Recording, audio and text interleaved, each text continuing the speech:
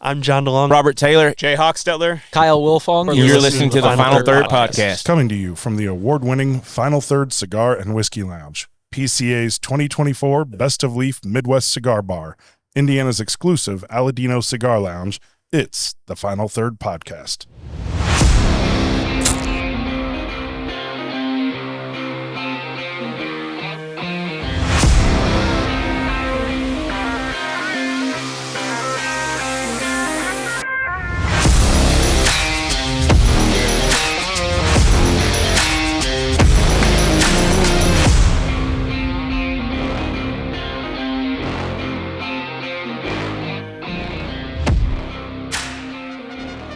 We're coming to you live, at least while we're recording it, from Not quite live. Harrahs Hoosier Park. For the best 2 hours of your week. Yes, we're excited to be here. I'm Rob. I'm Will. I'm Scott. And I am Mike. We are live from the paddock area keep saying at that. Harrahs. Well, We're we are not live actually right now. live. Well, we are live. Like Rob said, we are live. We're live now. It is going In to this confuse people, moment. but we are live. Yes, we are live in this And moment. it's amazing how people can go back and watch this live all the Yeah. time. It is over and incredible. over and It's over. always live. It's always live. For Yeah, you guys, we're we always- do it. we're always living up We here. do it always live. So we're Yeah. at Harrahs. We're at Hoosier Park today.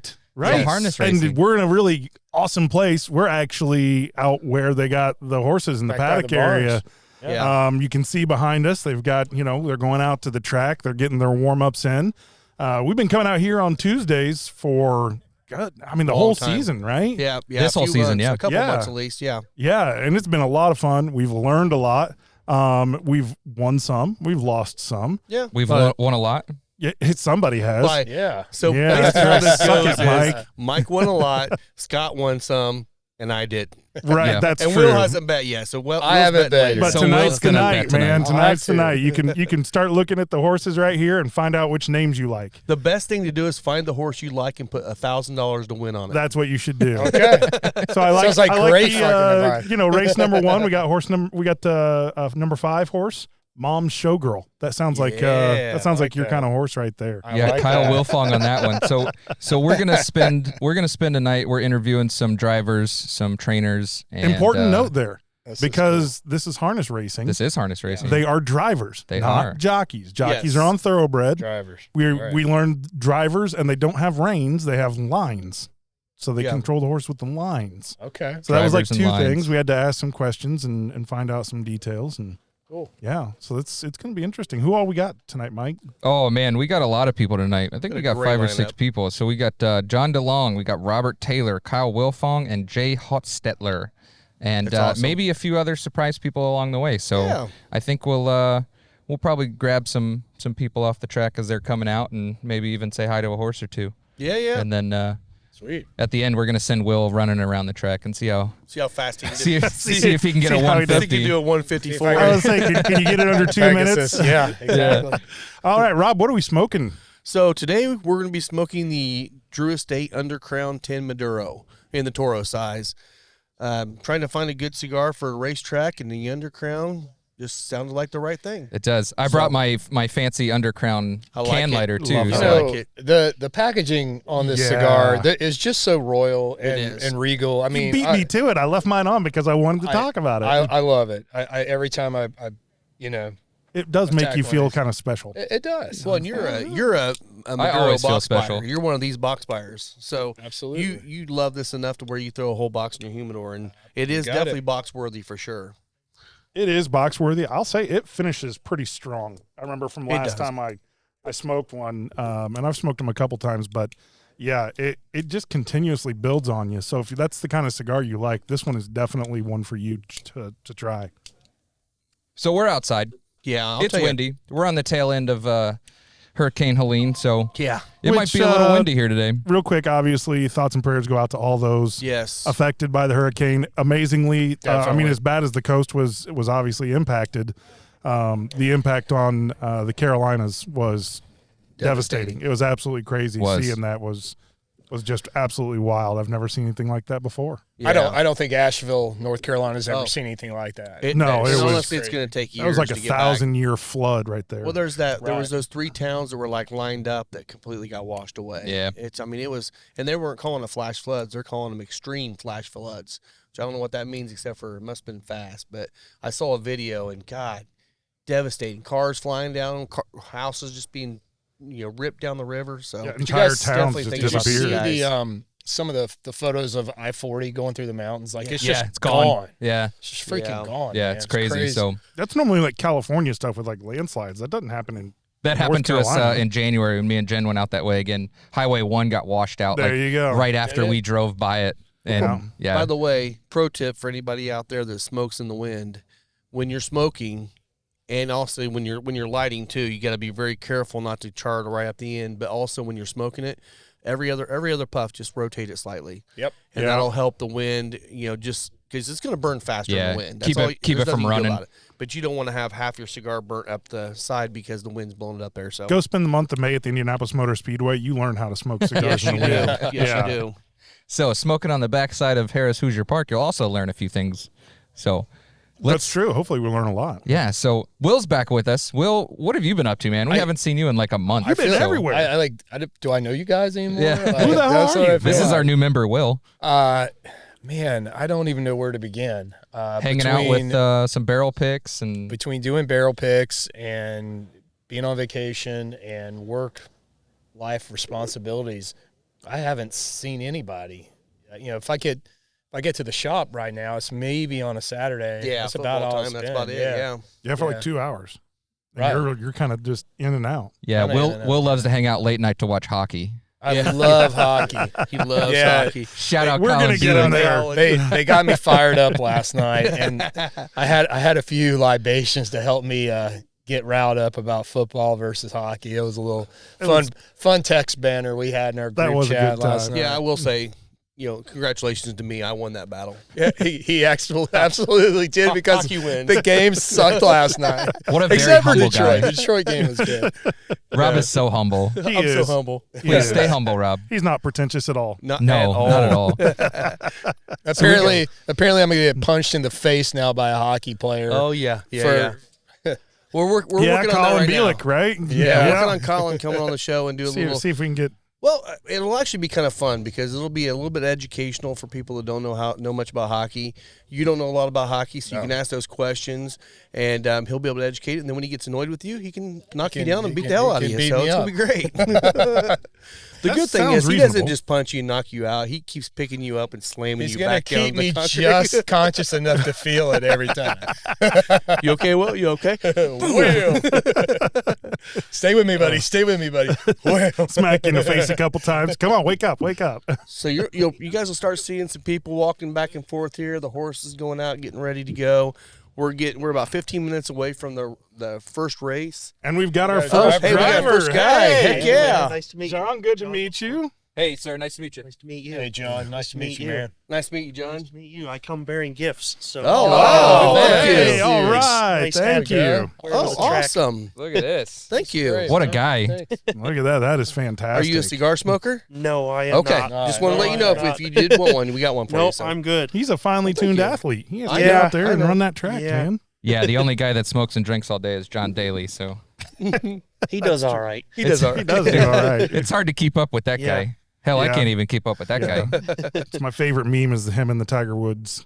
Oh, God. Yeah, everyone's like, this is the redneck version and this is like the high class version. Yeah. Yeah. Well, please introduce yourself. So, I'm John DeLong. I'm the president of the Indiana Standardbred Association and also one of the drivers here at Hoosier Park. And so this is what I do for a living. That's awesome, crazy, man. Heck yeah, man. Driving horses. Yeah, for we a love living. coming out and watching you every week. So we're Yeah. here most Tuesdays and we hang out and we just have a good time and you're a treat to watch. So it's super cool to be here and have you on with us. And so tell us a little bit about tonight with some of the horses that you got today. Well, first off, I want to, thank you guys for coming. We really appreciate, the on track live, participants. Tony tells me that you guys come every week and have a blast upstairs. Oh, it is a blast. Yes, They take care of us here, so we they're really always setting us up. appreciate that. We hope that, doing this podcast that it'll, open some eyes to some other people and get them to participate as well. That's our hope Heck for yeah. sure. yeah, absolutely. Get some more people Well, we're out hoping here. to So have a bunch of people up here in the suites watching tonight too from the lounge. So we'll see how many show up tonight. Cool. Cool. Yeah. Well, yeah, like I said, I'm not in the first race, but I'm in the second. Yeah, Mr. Instigator, right? Yep. So he is a horse. My uncle owns him, and a friend of ours trains him. He's a good horse. He raced in a really big race here a couple weeks ago. He didn't fare so good, but before that, he was okay. He won 2 in a row, and then last week I didn't drive him, but it looks like on his chart here that he raced good. Then tonight he's in a class that he can handle. I don't think he can win, but he should be, hit the board. So that's a question there. When you're on, you're looking at the horse that you're getting on. I mean, do you have some sort of expectation that okay, this is a potential winner versus if I get, third or fourth, I'm pretty happy with that. Well, one thing about this game is you're going to lose way more than you're ever going to win. So, you have to be realistic, but on the other hand, you have to drive to win and, do the best for yourself, the trainer, the owners. And, but, sometimes you are at a disadvantage, being a long shot, or maybe your horse isn't in the class that you would like to be him to be in. So the other thing is too, at Hoosier Park, we race a lot of young horses, 2 and 3-year-olds. And one of the biggest things about them is you have to teach them how to race. And they have to learn to, sit in a hole, relax, and then they have to learn to sprint at the finish. I mean, they really, really have to sprint here. So you don't want to, their first few starts, you don't want to hurt their feelings and, just kind of break their spirit by over racing them the first half a mile. You want to, teach them to race. That's a big thing with young horses. So you can have a horse for years to come. There's a horse here that I've been driving for 11 years. He's made over $1 million. Oh, wow. And that was a big key to his success is he was taught how to race early on in his career, and he's benefited from that. Man, that's awesome. I had no idea that there was like this much going into it. I mean, we keep learning more and more every week. There's a lot of strategy and a lot of different variables of, what goes on with getting a horse to the races and, trying to be successful. Sure. The biggest thing is they have to want to do it too. There's a lot of horses that come through here that they just don't have the desire. Yeah. So, they either find a lower class or they find a new home or, certain things. So Sure. Now, there's 2 main kinds of racing out here. I was going there. Pace and trot. Yep. Can you quickly explain for those that don't know the whole trot and pace? So pacers, generally, for the most part, they wear straps around their legs. And their right legs, their right front and their right hind leg move in sync. And trotters, their left front leg and their right hind leg move in sync. And it's kind of like a cross gait. And trotters are slower, but for the most part they are. There's some really fast ones here too, but their gait isn't as efficient as a pacer. A pacer, can go a lot faster, and once they get on stride, they can darn near take flight. So yeah, and I noticed sorry, go ahead. No, Rob. I was just saying. So what's the process of teaching the horses? Can horses bounce between trotting and pacing, or do you usually have one or the other? Generally, it's one or the other. Okay. There's you some train them one way. Yeah, so it's bred into them. Gotcha. The stallion and the mare, it's all in their breeding. There's 2 different gaits and how they're bred, and when we go and purchase them, we know what we're getting for the most part. Now there is special instances where a trotting bred horse will race on the pace. There's one here racing right now. He's a 2-year-old. He is trotting bred through and through, and he races on the pace. It's got to be a pretty smart horse. Well, that, right? Yeah, or he just has difficulty with his gait, and broke stride too many times. Yeah, sometimes they're just naturally the opposite gait, and it's pretty rare, but it does happen. Yeah. So now, is that frustrating, or is it just part of the process when they break they go to a gallop? That's what it's called, right? It's breaking pace or breaking stride, I should say. Yeah, we try to minimize that as much as we can. It does happen, horses, their equipment may not be set quite right for this track, or they over over kind of pace themselves, or they just get going too quick, too fast. There's other instances they could be sore in a spot. They could be sore in their knee or their ankle or something, and that could make them make a break or go off stride. And there's, like I said, there's there's a lot that goes into it. I bet. So What's a training week like for a horse? Do you run them every day, or how's that? our horses, compared to thoroughbreds, are kind of I would say kind of the blue collar type, horse, because they have the ability to race every week. Okay. So, say like these horses that are racing tonight, Tuesday, more than likely they'll race tonight. They'll have tomorrow. They'll have a day off, whether they go out to the field in the grass, or different trainers have different routines what they do. And so tomorrow they'll have kind of an off day. The following day they'll lightly start back into their routine, lightly jog. And then so that's Wednesday, Thursday, Friday, they'll probably jog again.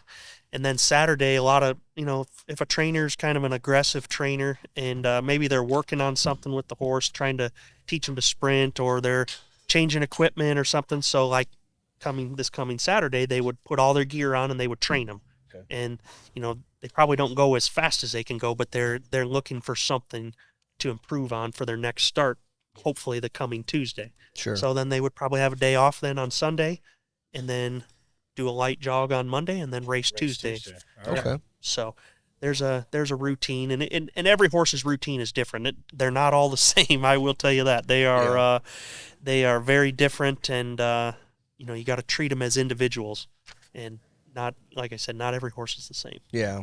So, you being a driver, there's a lot of horses out here, a lot of owners out here. Do you have consistency on the owners you ride for, or is that something that you can pick up any horse and go? For the most part, I kind of have a set kind of clientele that I work for. Okay. My wife and I have a stable of horses, and got one on his hind legs there. My wife and I have a stable of horses, so that's my first option. And then after that, my uncle has a pretty decent string of horses that Roger Welch trains, and so that's kind of my second option. Then after that, Missy Essig is a big stable here, and I drive a lot of pretty much first call on all of her horses.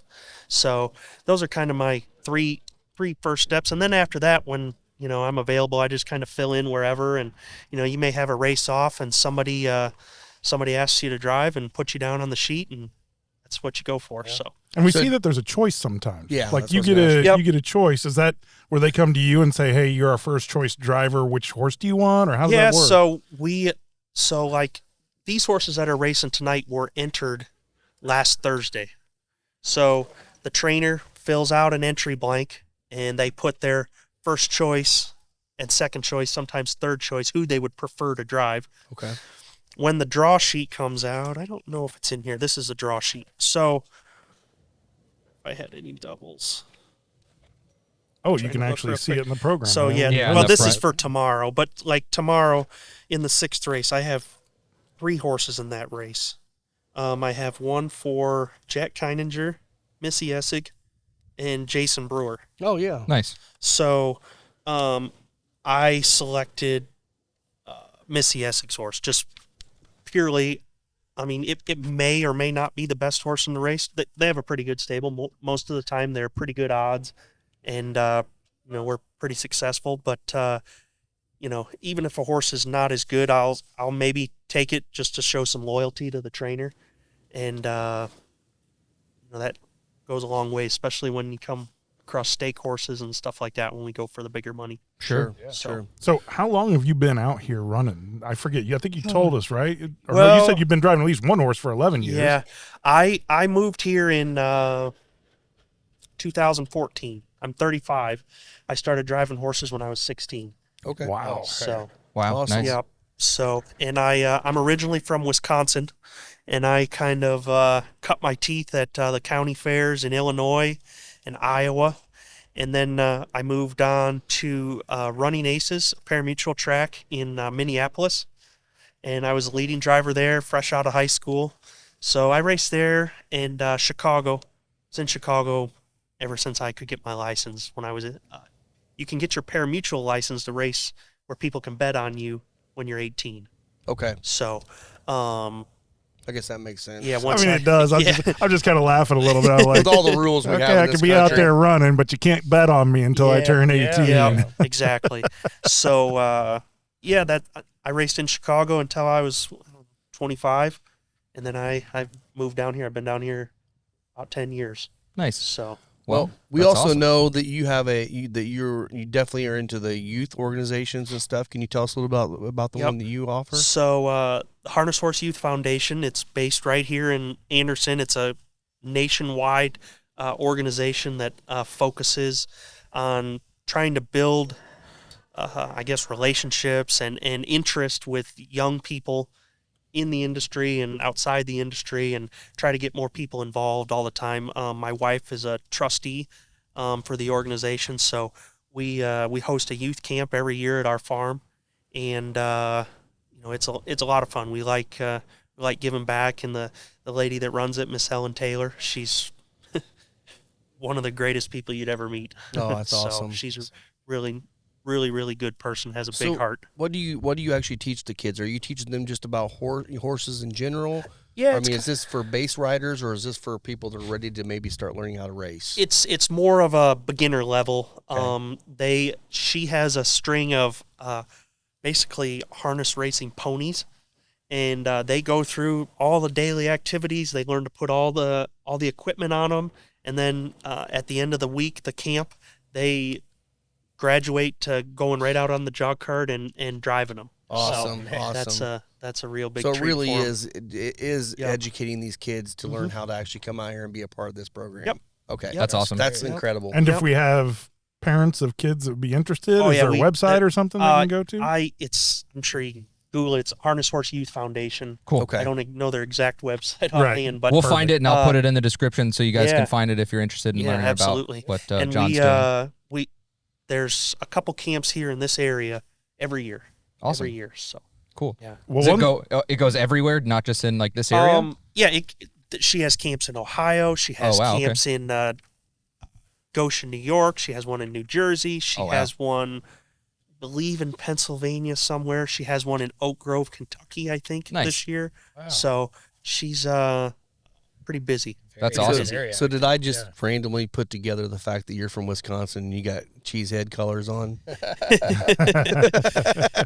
Believe Is it that- or not, it's not part of it? I am not a Packer Green fan? Bay Packer fan. Okay, it's, good. It's hard to believe, but these are our family colors. Oh, nice. I'm third generation. You had them before the Packers. Yeah.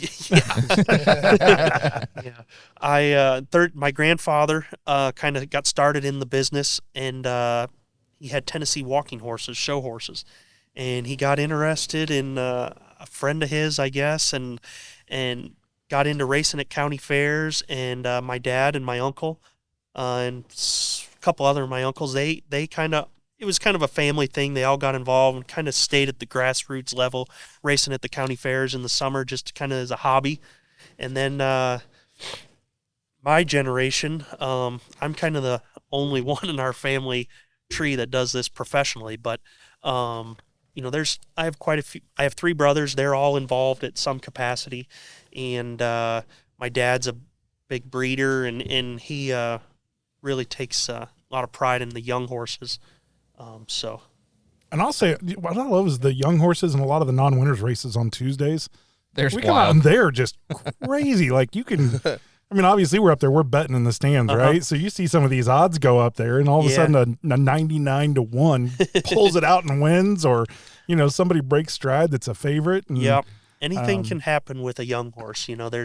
They can race good, they can race bad. Like you say, they can go off stride. They can be sick. They can be sore. There's a lot of variables that, a young horse, the Friday and Saturday night horses are a little more consistent, but your odds are probably lower and you don't have that chance to hit a big ticket. Exactly, which Yeah. we like the big tickets. So I know you got to get going soon, No, but you're one good. thing we want to talk about here, the leading driver. So you said, well, you're going to lose a lot, Yeah. but you apparently win a lot. Yeah, I You're do. the number 2 driver this year. Yeah, I do okay. Doesn't come without a lot of hard work, that's for sure. But very fortunate to get a lot of good horses to drive. Seems like the last handful of years, especially. So Yeah. Yeah. Well, do you guys? I'm assuming all the drivers, where you're at back there when you're hanging out and yeah, I talking don't to each know. other a little you bit. try a little bit. The beginning of the year is kind of a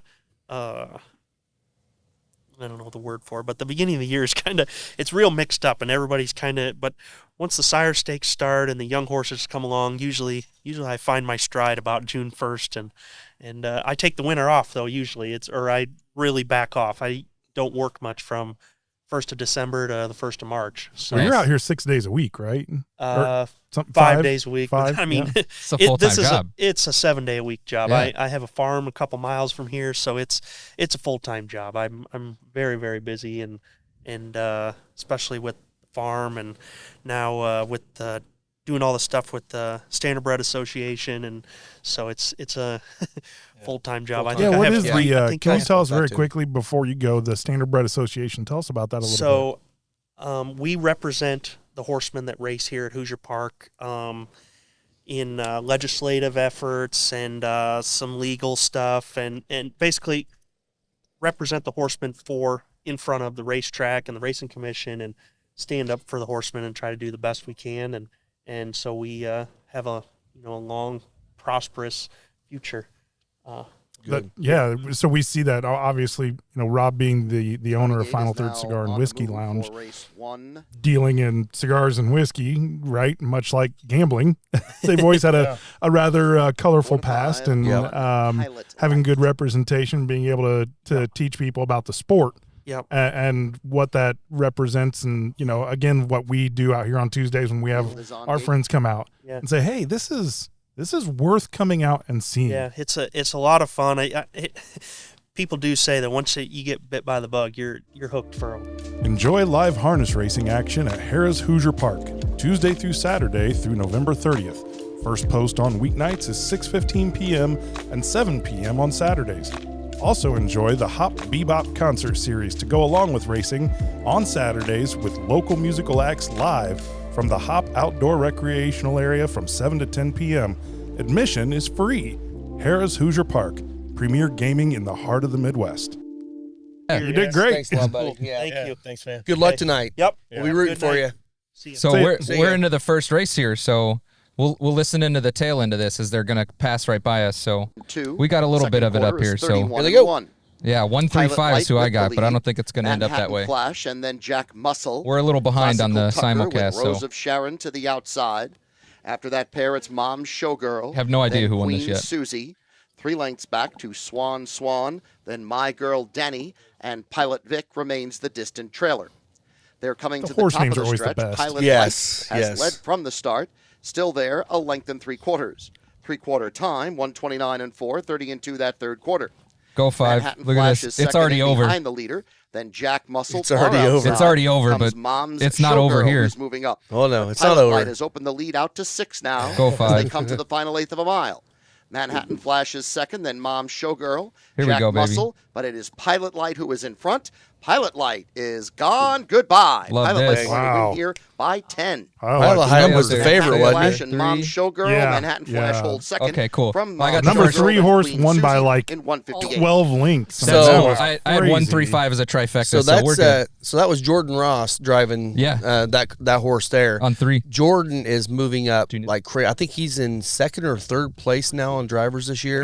John is still in second. Is John place. still in second? He's in fourth. Fourth, okay. Yep. So Tetrick, John, I can't remember who the third one is, and then you have Ross.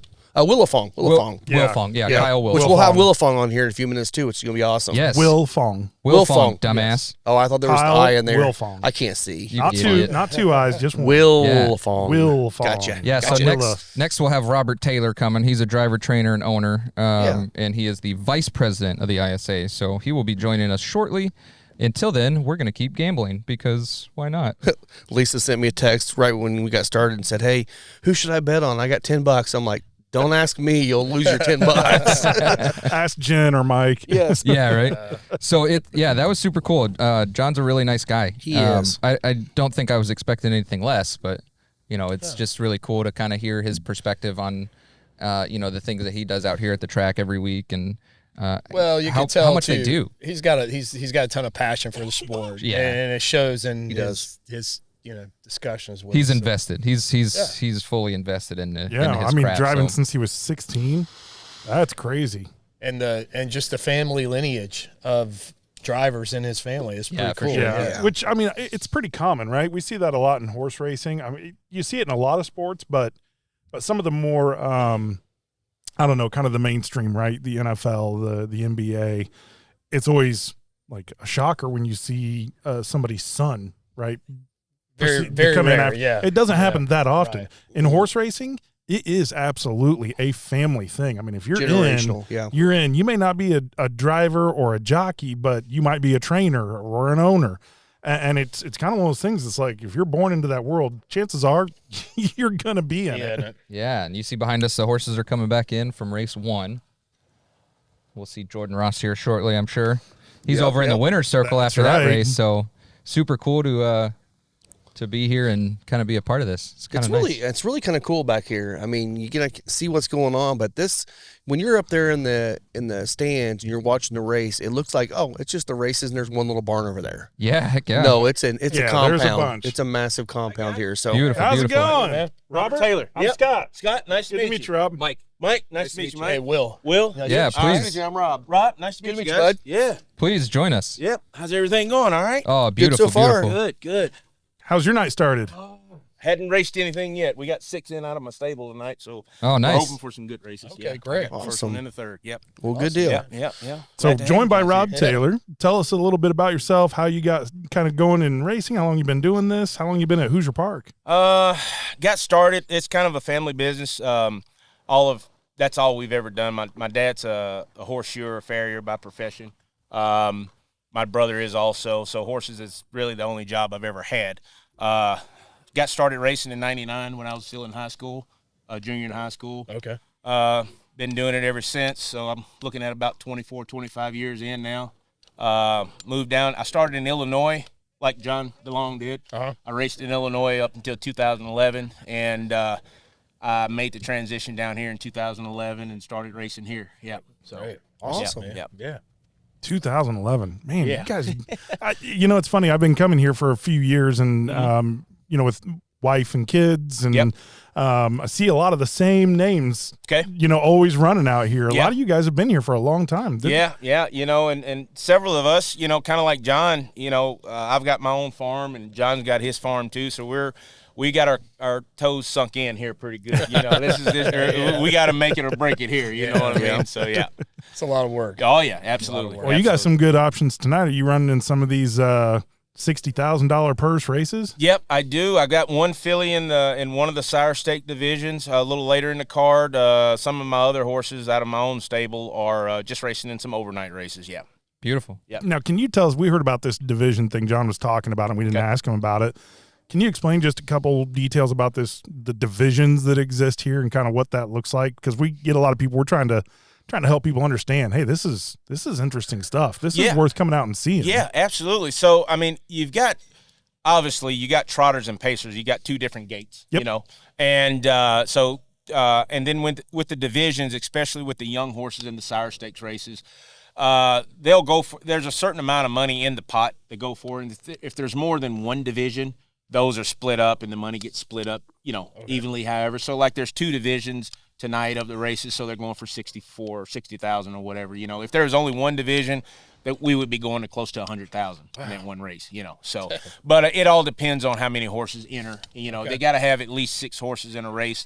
You got to have at least 11 to enter to split to make a division. So if there was only 10 that entered for, say, the 2-year-old filly trot, all 10 would go in one race and they'd be going for 95 or 100,000 tonight.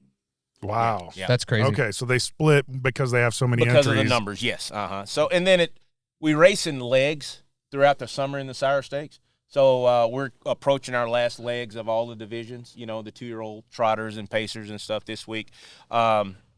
like tonight is leg number 6 for the 2-year-old trotting fillies. So this is the last leg before the $250,000 super final, which is a week and a half from now on our big night of races here. Okay. Yeah. Well, man, we might have to. Oh, I won't be here. I'm going down to Orange Beach. Gotcha, I'm not going to miss that.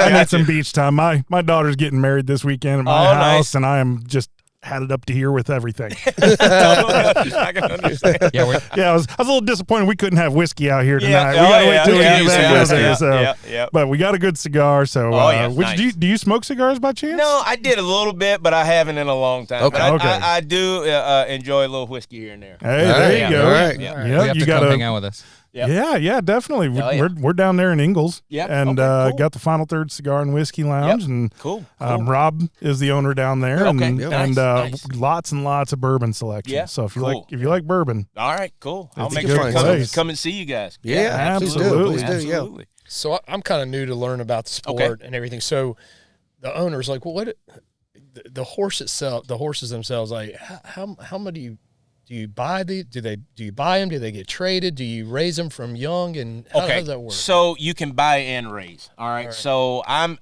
in a position like a lot of people. I've got a farm. My father and I, we got horses together, but I've got a lot of different clients also. I train about 35 head of horses right now.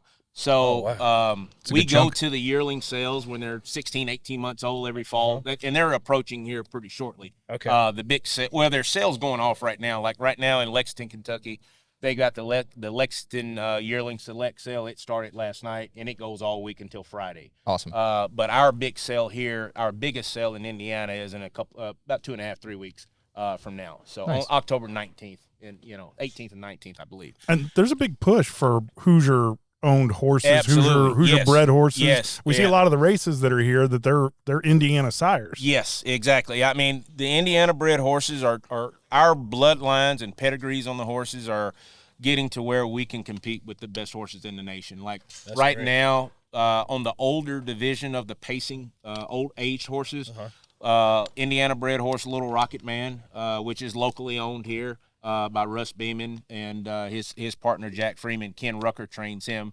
And he's one of the top horses in the nation right now. He's made about $500,000 racing, and he's got I think he's got $1.5 million on his card or something. Nice. But he's knocking heads with the top horses in the nation right now. And he was second this past week in a $250,000 race. He won the week before, going for $200,000. So I mean, the Indiana-bred horses are very good horses legit, now. yeah. Absolutely, yeah, absolutely. So today, who's your favorite horse that you're with today? That I'm racing, probably my best pick tonight is a filly named Let 'Em Dance. She's in the Sire Stakes. She's in a later race. I think she's It's 8, right? 8. Yeah, I think it's race 8. Yeah. So she is. She's one that I haven't raced her in the Sire Stakes much. I've only raced her in one leg, and she was 4th then. But she's made about $30,000 this year, racing in the level right below the Sire Stakes. She's been like 1-2, 1-2, 3 in the Sire Stakes eligible races all summer. So she was a little bit slower coming around. I was 11. But yeah, Race 11. Race 11, excuse me. I got There the we rail go. with her. Yeah. Okay. So, but You're she's on 8. one. Yeah, I know you're in 8. So, but yeah, she's a nice filly. Tonight we've got, like I said, tonight we just got her, and I've got some others out of the barn just racing in overnight races like non-winners of ones and stuff like that. All right. Tomorrow night I've got probably my 2 best young horses. I've got 2 3-year-old trotting fillies. They're in the Sire Stakes. Tomorrow night I've got a filly named Danger, which she's won 8 of 9 this year. Dang. And I've got another filly named Agent of Fortune. She's won, I think, 7 out of 12 or 13 races. They both made about 150 apiece this year. So they're probably my two of my best horses. And they're racing tomorrow. Yeah. Okay. So yeah. Now, see, we talked to some of the folks here, and they mentioned a program at the beginning of the year where somebody can buy into a horse for like $250 or something. You kind of get. Yeah. Okay. Like so the park owns racetrack, it. the racetrack has a partnership deal, a fractional ownership type deal. First turn stable, where you can get in fairly cheap. You know what I mean? To get it, to get you a good introduction. Oh yeah, to the business. we've already discussed this. We might strongly have a final third horse here eventually. I got you. Yeah. Might It's be a terrible idea, It but might be we're named all in. Rob's ass. Yeah. Well, I guess we have to buy two, right? Because Yeah. one's going to be Rob's ass, and the other one's going to be Lisa's foot. That way when they're calling it, it's Lisa's foot coming up behind Rob's ass. So that's I what always we're hoping finish for. first, baby. There you go. There you go. Wait. Yeah. So, but yeah, they got that going at the track. It gives people an opportunity to get in, Get you know, involved, get a taste of it a little Yeah. bit, you know. But yeah, like I mean, I've got out of my stable, I think I've got 11 or 12 different clients that own pieces and parts. Some guys own all. You know, I own quite a few horses with a lot of them. I own some myself, wholly me and my wife. You know, in my stable. So, but yeah, it's ways you can get in. You know, 5, 10, 25%, whatever, you know, whatever your budget allows you, you know. I'll tell you this, Will. It's about an eighth of the price of a barrel of Green River. to put it into money terms for you, if that helps I'm you. assuming Green River's a little Yeah. bit expensive. Or like Well, it's getting there now, but Get there now, gotcha. More like a barrel of Pappy, so what it sounds like. Yeah. See, you guys are talking over my head. I'm more like a Apple Crown type guy. That's okay. Hey. So you know that. Hey, man, you drink what you like. Yeah. Yep, You know, yeah. well, we got some apple brandy for you to come try. Them too. Oh, nice. It's Yeah. 141 proof. Oh yeah. That's sipping whiskey right there. Yeah. Exactly. Yes, Yes, it is. Yes, sir. So who's your favorite trainer or owner Himself, of course. other than you? Other than myself, my favorite trainer. Like to drive for. You know, I don't know. There's a gentleman by the name of Dave White, an older guy. I think Dave's 80, 81 years old, but he still gets around like a young guy. Oh, yeah. And he's actually racing a horse tonight. He's been in the business for probably 60 years or longer. You know, wow. Before I was ever even born. I'm 42, but I mean, I know he's been racing for years and years. long, yeah. And he just, you know, he's like one of those types of guys that always fun going, everything. He tells me whenever I'm going out with his horse, he's like, hey, just take care of Robert. Don't worry about the rest of it. You know what I mean? Yeah, so, that's you know, cool, yeah. so yeah, but yeah, he's one of my favorite guys, and he only trains like 3 or 4 horses of his own now, you know. So, but yeah.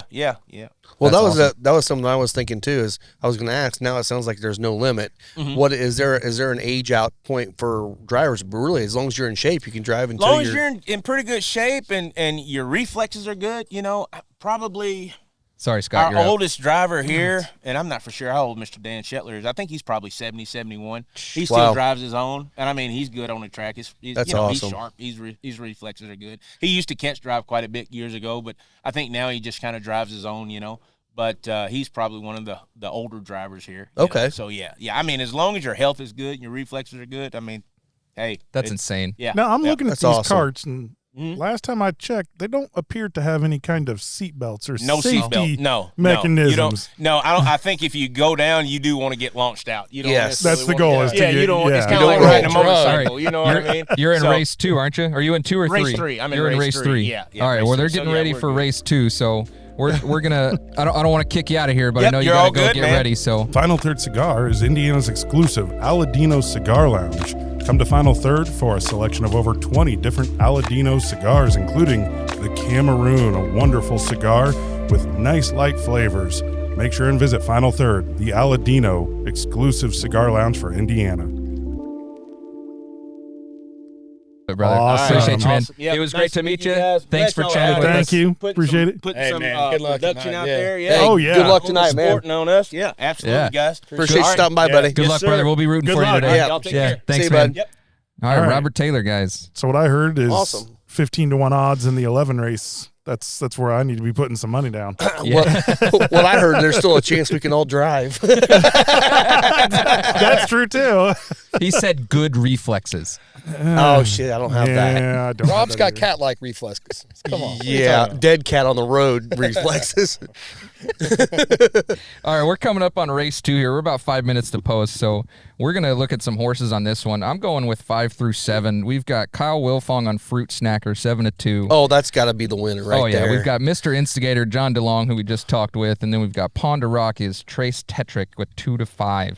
So, I have not had any luck. All 3 of those drivers kill it out here. I've never had a luck when I bet on all of them. well, You know, let's talk So about tonight's these. tonight. Let's Same. talk about these programs real quick, because I don't know about you guys, but first time you come out here, or if you come out like once a year and you get this program and you're like looking at the names, right? And you Yep. look at the names of the horses and the names of the drivers, but then there's a whole shit ton of numbers over here. Yep. So let's talk about a couple numbers that you might want to look at. Teach Will. Right? I Yeah, don't- let's teach- 'cause I honestly don't I'll know what the teach hell I'm Will a looking bit. at. So Me too, because I don't know very well. if you look up at the top where it has kind of all the the columns, and maybe we'll get a picture of this and throw it on the video so you can watch. There's time, and then it goes PP, and then quarter, half, 3/4, straight, and then final. Okay, so the finish is, you look at the finish and it will say their position, and it will say how many lengths they were behind the winner or how much they were ahead of everybody else. So now you can see, hey, have they won before? If they did they win big? Was it really, really close? So that just shows like their last however many races. We were looking at one horse the other day and it had one previous race. That was it. It was just one line all the way across. Yeah. Now, some of those are timed, like the total race time. If you look at the just past the finish, 2 columns, you can see time, and that shows how fast they ran the entire race. And so if you start looking, okay, like horse number 1, the last time they ran was 158. Well, you compare that down here to like horse number 5, the last time they ran was 157 and 156 before that. And you start equating and saying, okay, well, they finished well. They have won races before. Their times are good. That's how you can put a little bit of statistics to this. Because, I mean, look, we're traditional guys, hockey, baseball, basketball, football. Yeah, not football. I get it, but they're all statistics driven, right? How many tackles did that guy have? How many home runs did that guy have? Being able to understand some of these statistics, just knowing, has the horse actually won before?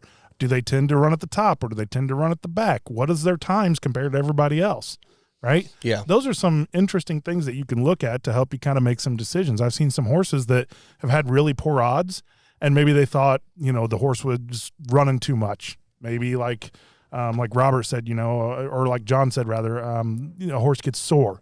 And you'll see one that's the fastest horse on there and they're 15 or 20 to 1. Yeah. It might be a good bet because maybe they're a fast recovery. Yeah. Sure. And they come out and they win, and suddenly you make some money. So yeah, just look, check out that there is in the beginning That's of what I was this, gonna say, there is a key.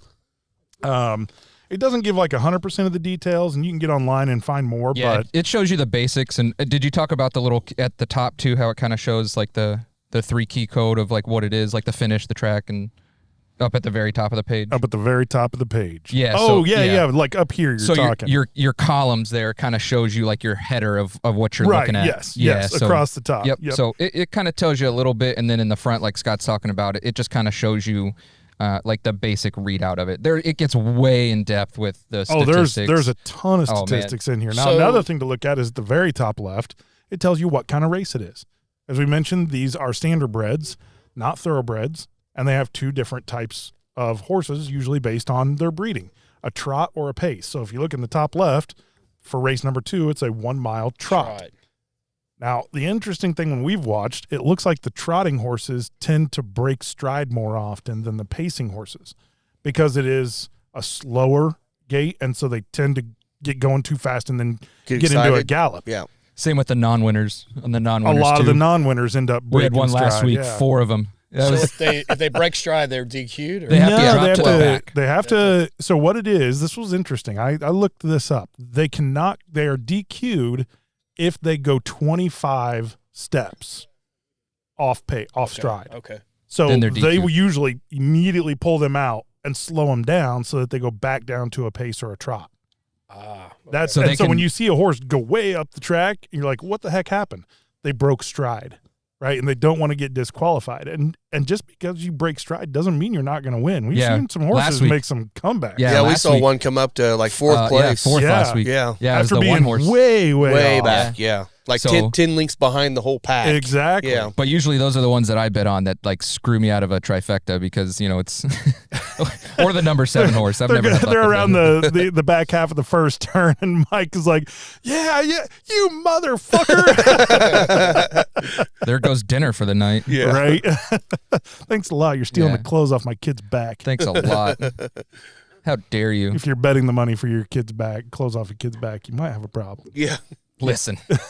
Well, so you were talking about the program here. So you can, whenever you come out to the track, if you walk in the race side, and then there's some windows right in front of you. The one to the right, you can buy it. You can buy, I think the black and white one's $2. The color one's $3, I think. $3 and then $5. $5 for the color. Yep. But they also have them posted on their website. So if you're not here at the track and you want to bet on it on your app or whatever, you can download these same things from their actual website.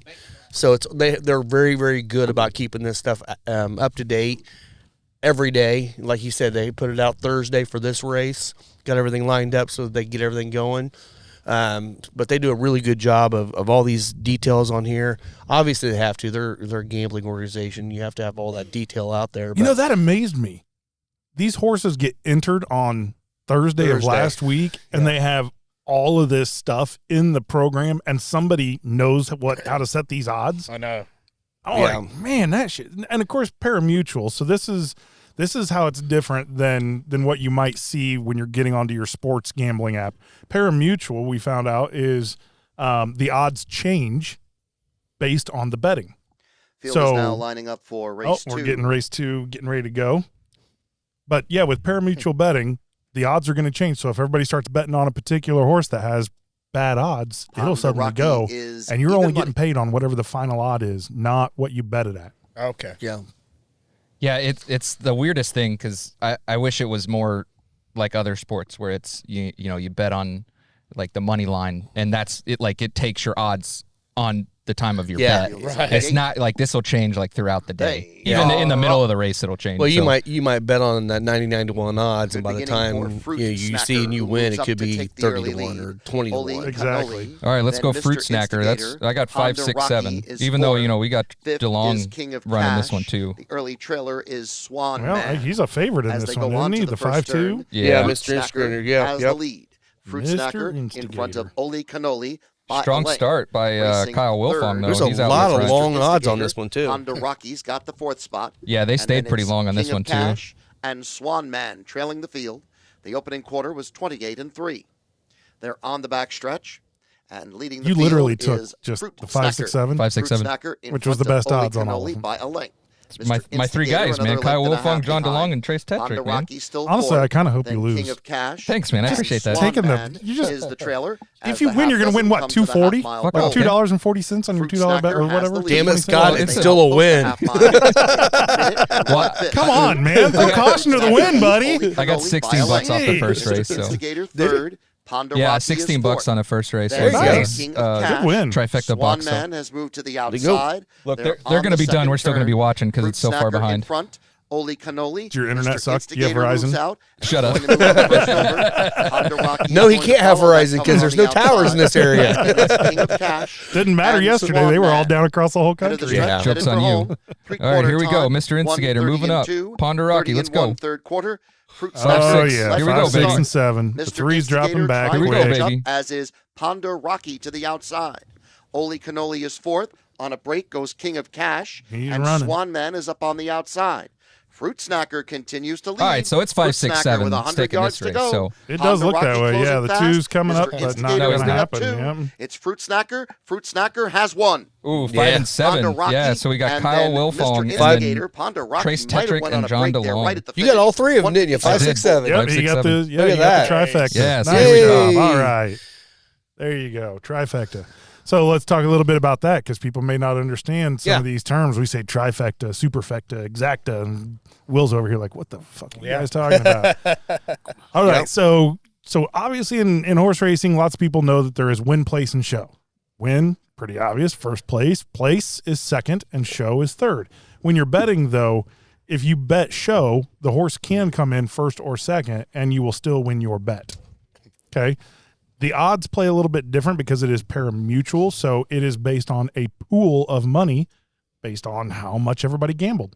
So the bigger the pool, if the odds are long and very few people bet a horse to show, and you did, you could win a lot of money, right? If a lot of people bet it, then you're not going to win very much because that pool of money gets split among all the people that bet show on that horse. And there is some minimums and things like that I won't go into, but that's an important one to understand. Win, play, show. And some people look at the book and they go, well, that was 15 to 1 odd, and why did I only win $2? And well, that's because everybody bet it. Yeah, and everybody won, right? If he didn't win and you had show and he got, second, then your and if payout's you going had to be different. a ton So of people that bet that, then yeah. I'm not a statistician, so I don't math very well with a lot of this shit when I'm seeing it. I just know how to pick it based on history and the stats that I'm giving. I can't make the stats. I don't know. I don't know shit about reading it, but I can tell you based off. And I look at Jacob's picks every once in a while too. Right, but, right. Most often than not, he's pretty pretty good. freaking Yeah, there's close, two guys so. out here that do picks. Yeah. So right. yeah, who's the other guy? Tony, who's the other guy? Rick Yeah. and Jake. Rick and Jacob. Oh heck yeah! So we might hang out with Rick a little bit too. Then that'd be cool. So then we get into some very fun bets: the exacta, the trifecta, the superfecta. And what you're doing is you are picking in an exacta first and second in order. Who's coming in first? Who's coming in second? Trifecta is the first, second, and third, and the super is first, second, third, and fourth. Now you'll hear people say box, and when you box, it means that you are betting all of the options for those horses. So if you pick two, like say the 6 and the 7, you're betting on the 6 and the 7, and then the 7 and the 6. Okay. If you're boxing 3 horses, the 5, 6, 7, 5, 6, 7, 5, 7, 6, 6, 5, 7, 7, 6, 5, 7, 5, 6. So with a lot of bets. With the Dan Patch race, the one that I won my $800 on, I like to stay humble, but I won $800 on that race. Yeah. So what I did was I bet the trifecta, boxed it, and I bet the superfecta and boxed it. So it was 7, 3, 1, 5, I believe, were the winners of that one. And I had them in that order on both of them, but I did box it just because I always box it. Yeah. So any order of those doesn't matter. And what really got me the extra money on that one was that second and third finished in dead heat. So it paid twice for the second and third instead of just straight running it. So when you they won finished 2 dead different heat- bets on both his trifecta and his superfecta. And So then anybody doubled out there the that dead doesn't heat. understand what a dead heat is, that means the 2 horses finished dead tight. Exactly the There's same. no way they can determine which one, Yeah. but you win both bets. Oh, nice. So you whichever way they are. So it's actually so double dip. So you're Yeah, double you did dipping. double yeah. dip. And then I also bet the one horse to win. So I had the superfecta box, trifecta box, and then the win horse too. So it was like $845 or something. Yeah. Luckily, everyone had already closed out their bar tabs at that point because I knew for sure that I was He was due. I was That's going to be right. buying the You're rest of gonna that have to- bottle either way. So Yeah. So the odds of horses finishing in a dead heat are probably like 1 to 1,000,000, right? Like, I mean, it's pretty slim, but it happens. It happens out It here does quite a happen. bit. It does. Yeah. I mean, Yeah. 2 weeks ago there was quite a few I that think there's finished 4 races that yeah. had some dead heats in them. Yeah, Okay. second and All third right. and third and fourth, they were finishing pretty close. So Yeah. okay. it's a toss up for when it happens, but when it does happen, Hey. I'll come fill some time. Yeah. look at that. Please join us. Please. So this is our Give us buddy your Tony wisdom. that got us all set up. So tell us a little bit. Introduce yourself. And Sure. then- My name's Tony Renz. I am the executive director for the Indiana Standardbred Association. I've been doing it. This is my 3rd year now. Okay. Before me, they did not have an executive director. So I kind of came in and asked them, what do you want me to do? And they said, well, we don't Fuck know. you, Just come $3, in. $10.60, bitch. How much do you get? $10.60. See, there you go. A win's a win. A win is a Hey, win. hey, Tony, can you scoot up just a little bit on the mic? Sorry about that. Look, there you you're go. all right. I'm up $40 already. there you go. I today. just want to make sure we Nice. can hear Is you that good? well when you're talking about Yeah, this. you're good, brother. All right. It's because you've been looking at all the horses they've been going out, right? Yeah, I picked a pretty one. Yeah. The one that looks the most like a horse. That one looks particularly horsey today. Yeah, that's very horse-like. So do they kind of create the like executive director position with you in mind, kind of, or did you have to apply? How did that Yeah, work? you know, my background's casinos. I worked casinos for 27 years. Okay. Opened 4 of them. That's how I got here to Indiana. Is I came up and helped open Hoosier Park back in 2007. That's how I got to meet our buddy Gene. Yeah. He and I started together. I got started October 26th. I think he came in December 1st, and worked here until 2021. And then once the new company came in, they kind of come in and cut the top layer out. And I wasn't the top layer, but I was just above it. So I ended up being cut out of that one. The funny story is I started my casino career with Caesars in '97. and Caesars came back and found me and got rid of me. Wow. But it's all good. No hard feelings. No hard feelings. Not now. No. No, I'm kidding.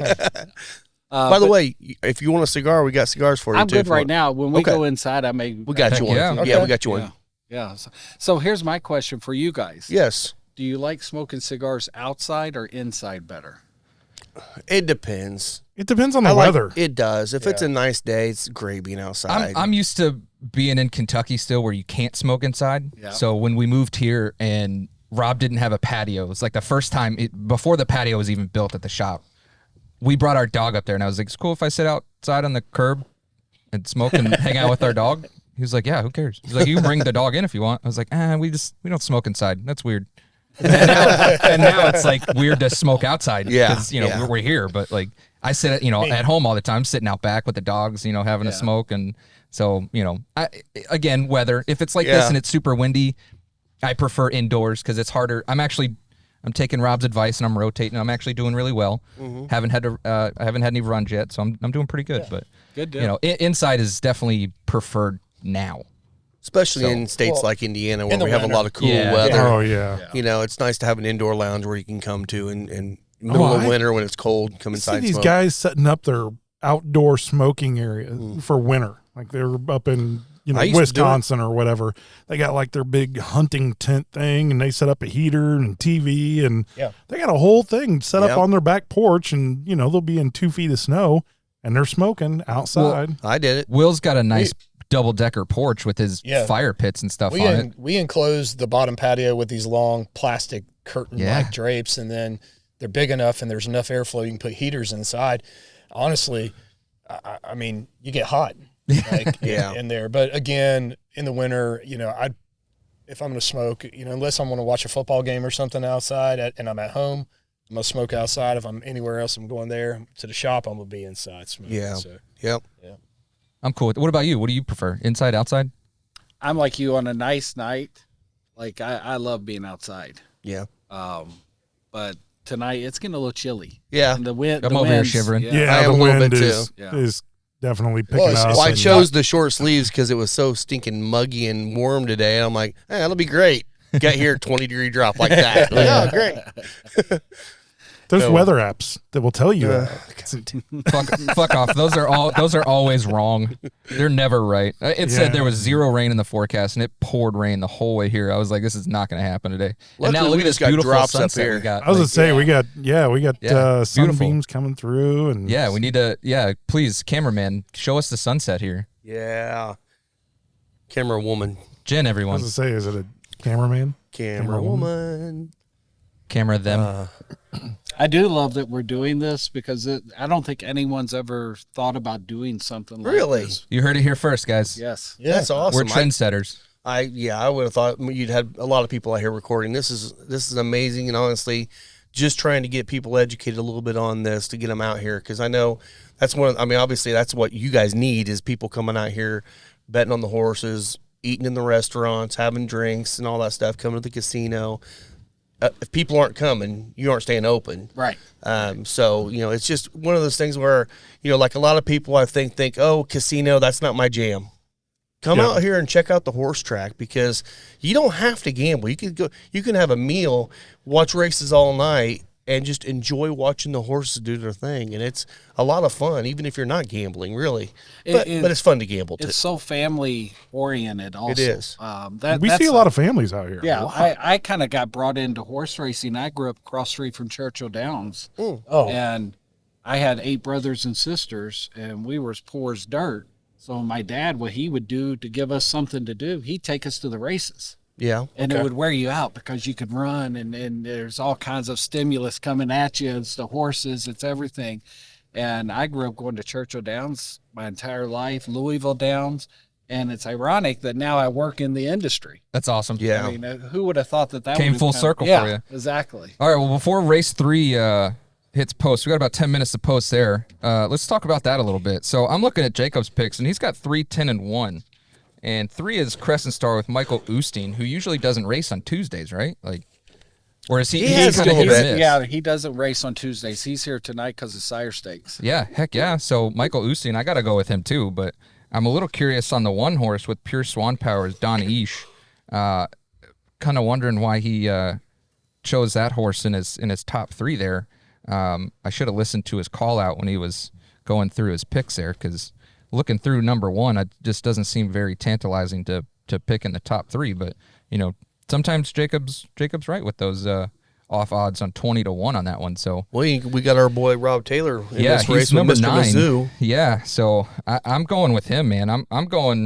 I'm doing another trifecta. I'm A little doing 3, higher 9, odds and too, 10. 20-1 right now, at least in the. I think I'll take the one horse for a win. The app is showing 26-1 right now on Mr. Mizzou with Robert Taylor. So I'm going to trifecta box this. I'm going 3 Michael Oosting, 9 Robert Taylor, and 10 Swan Faith. And Swan Faith is driven by Doug Rideout, who did me pretty well last week. So hopefully we'll keep this winning streak alive. Now, this is what's interesting when you come out here, and Rob, I love how you were talking about being able to come out here and just have a meal or whatever. Yeah. I keep looking at this and thinking, man, Tuesday night, it's a terrible night of the week, right? I mean, nowhere has anything fun going on. Lots of times you're just got done with Monday and you're like, oh, it's this much longer until the weekend. Yeah. We've been coming out here on Tuesdays. We've been having a blast. You can come out with your friends, sit up there in the grandstands area inside, that win, and second, have some drinks. It's not a late evening. You're fine to get up and go to work the next day. It's not like you got to party hard or anything.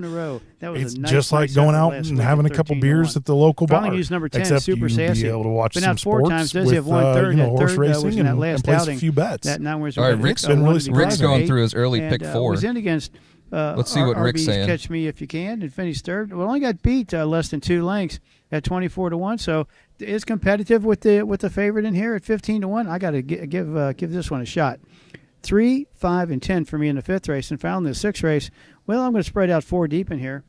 He's going Sire 4. Stake eligible race, 2-year-old fillies on the trot. I'm going to start with number 3, $50 note. Scratch last week. It says personal. He's going through his pick 4 sure for. Gotcha. I was looking at what his total bet count, like $18. $18 ticket on it. Yeah. It's got 3 wins, 3 seconds, and 2/3, 31,000 earnings. David Antonetti does the training. Wyatt Antonetti does the driving.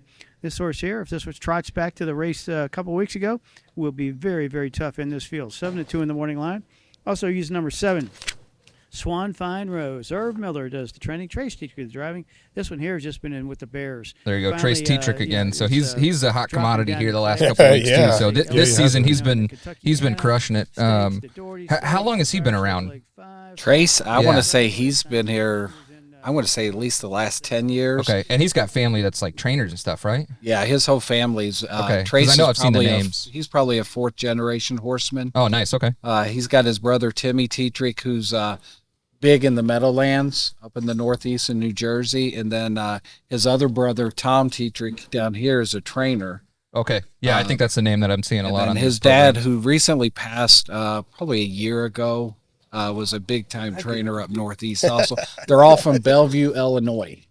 There goes Michael they've Oosting on the branched 3 out. horse. So one thing I noticed, and maybe you can tell me about why you think this is. You mentioned, you haven't had anybody come out here do a podcast or anything like this before. I looked on social media. Horse racing is not on social media. Like, you go to X, there isn't anything. Like, there's nobody out there putting commentary who they think is going to be, big at a particular track. I mean, I couldn't find shit. I couldn't find podcasts on it. I couldn't find anything. It feels like horse racing has kind of got this, semi-closed off community that is waiting to be, Discovered. showcased and discovered. Yeah. And everybody here has been so nice. I mean, when we come out to the track, everybody's so kind to us, and it's such a great time. I'm just kind of wondering, is there a backstory here? Is there something we're missing? Is it just if go back to the 40s and 50s and think about the 3 biggest sports out there was horse racing, boxing, and baseball.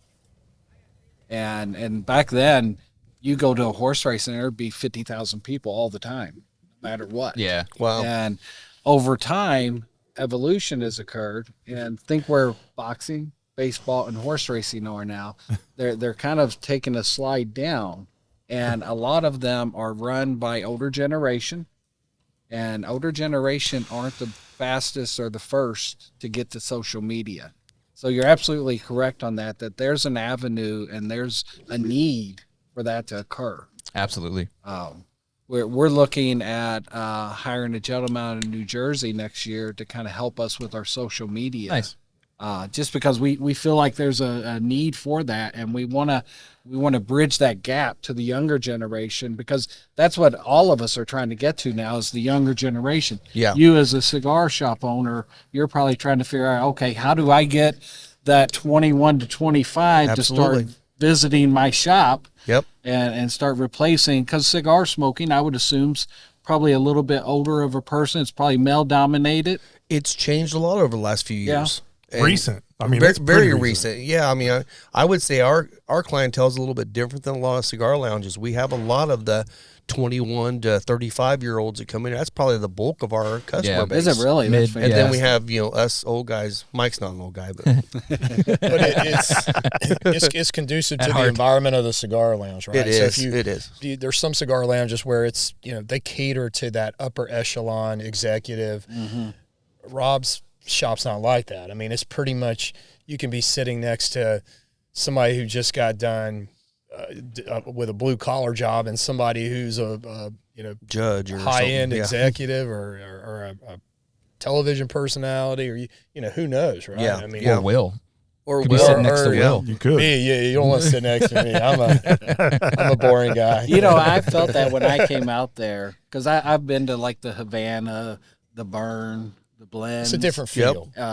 And I like the more relaxed feel like you have. There's a place downtown Noblesville. What was that? Carmax. Carmax. Yep. Yep. It's a little more relaxed. Yeah. It's not, and I don't mean to put anyone or anything down, but it's not as pretentious. Yeah. It feels like a Cheers. Yeah, and I think that's what it was. The cigar lounge for the longest time was you had the Fuente lounge and you had the Davidoff lounge. You had those lounges that were that kind of more prestigious, which then drew in people that had more money.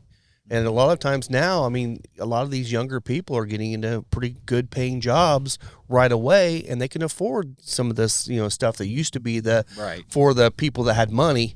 Now anybody can really afford it, if they really want to. Yeah. So yeah, Well, it's also an after hours thing that people are willing to pay. Mm-hmm. It's sometimes it's just prioritization, and when you look at it and say, well, I can go have a drink and a cigar and be in it for $20 to $25 for the evening, and I can sit there for 2 hours Yeah. and sip on whiskey and slowly smoke my cigar and be able to hang out with friends or make new friends and just be in a relaxing environment. Nobody's going to chase you out. No. Right? Nobody gets told, hey, there's the door. I mean, unless you're being an ass, don't be an ass, but Or that's strung anywhere. out. Right? All right, don't be strung out. Yeah, don't be strung out. But We'll kick in you out. reality, it's a nice place to be able to go and relax and enjoy your time. Yeah. Well, and you were talking about being very family friendly out here. If you ever come out here to the track, and right next to the track side, there's a really nice outdoor pavilion. Pretty much it has some green space. It's got some tables. It's got some awnings. You can be underneath it if there's weather or sun, whatever. It's just a really good place. And what you see is a lot of the families will congregate out there. Mm-hmm. Cheer on the horses, but actually be out there and the kids can run and play. Oh yeah, live music on the weekends. We're Yeah. getting ready to Yep. add to that, and we kind of in partnership with Hoosier Park, we've been kind of developing that over the last 2 years, and we're getting ready to add to that a little more green space. Yeah. And then next year, we're even talking about putting another separate unit of green space with a playground in it. Oh, awesome. Oh, that's great. That is Just- great. Just because It's right up Scott's alley. Yeah. Right where I want to be. Yeah. Hey, I'm going to jump out and let Yeah. you guys Yeah, yeah. bring in Jay Hofstadler. You got it, buddy. Awesome. Well, thanks a lot, Tony. We'll Thank talk to you, you Tony. again in a Thanks, minute. Tony. Absolutely. Yep. Thank you, guys. Tony, you. everyone. The man himself. How you doing, bud? All right. We're moving right along here today. Come on in, have a seat. I'm Scott. I'm Jay. Jay, good Jay, to meet Mike. you. Mike. Nice to meet you, brother. Sorry, my Hey, hands Jay, are getting Will. cold here. Will? Yeah. Rob, Yeah. good to meet you, man. All Thanks right. for joining us, man. Yeah, glad to help. Yeah, Appreciate you glad coming to be out. here. Glad to be on. Heck yeah. All right, scoot in a little closer for me if you don't mind. Sorry, that mic it'll tip over on you. We don't want that. So, introduce yourself to us, brother. My name's Jay Hofstadler. I train horses right here at Hoosier Park. I mostly just train. I don't drive much, but I've been in the business since I could, walk basically. And I started in Chicago. I moved to New York, and I came here in 2020. And so I've been stabled here, racing horses here ever since then. Awesome. That's the common theme. Is everybody who we talk to is like they've been doing this since they can ever, as long as they can remember. Yeah. Yeah, I didn't always know I was going to do it. I mean, I went to college and everything like that, but as soon as I got out, I just went right back to doing it. Yeah. So maybe a really stupid question here, but so you have the gear on too. Are you not Are you racing tonight? So I gotta warm one up. Basically, I'm gonna get his muscles, warmed up and everything, get him stretched out about 45 minutes before the race. Gotcha. So I got 3 of them racing tonight. So I gotta take all 3 out in the race. Okay. Just by the rules, you gotta have your full setup on, even if you're just warming them up. Does Gotcha. that consist of just one lap, or how do you do, what do you Every do? horse is different. Most of them go about 3 laps. Okay. Some of them will go like 1 lap and then 1 faster lap. Usually a younger horse that kind of just needs to get their mind settled down a little bit. You'll work them a little harder than an older horse that's been around and done it a lot. Just kind of calms their nerves just too, kind right? of gets them stretched out, gets just kind of focused on their game and everything before they go to actually race. Okay. All right. So here's the $1 million question. So the races coming up here, 4 or 5 races down the road here. What horses should we be looking for? Some of the ones you've been training and all that. Yeah, I got one in tonight. His name is Operator. He won a $100,000 race last week, actually. Awesome. And so he's got to be first or second tonight to get into the Indiana Super Final next week. Okay, so some if motivation. he finishes first or second tonight, he gets to go into the final, and they go for $250,000. So I'm hoping to get him in. I should have 2 horses going for $250,000 that night.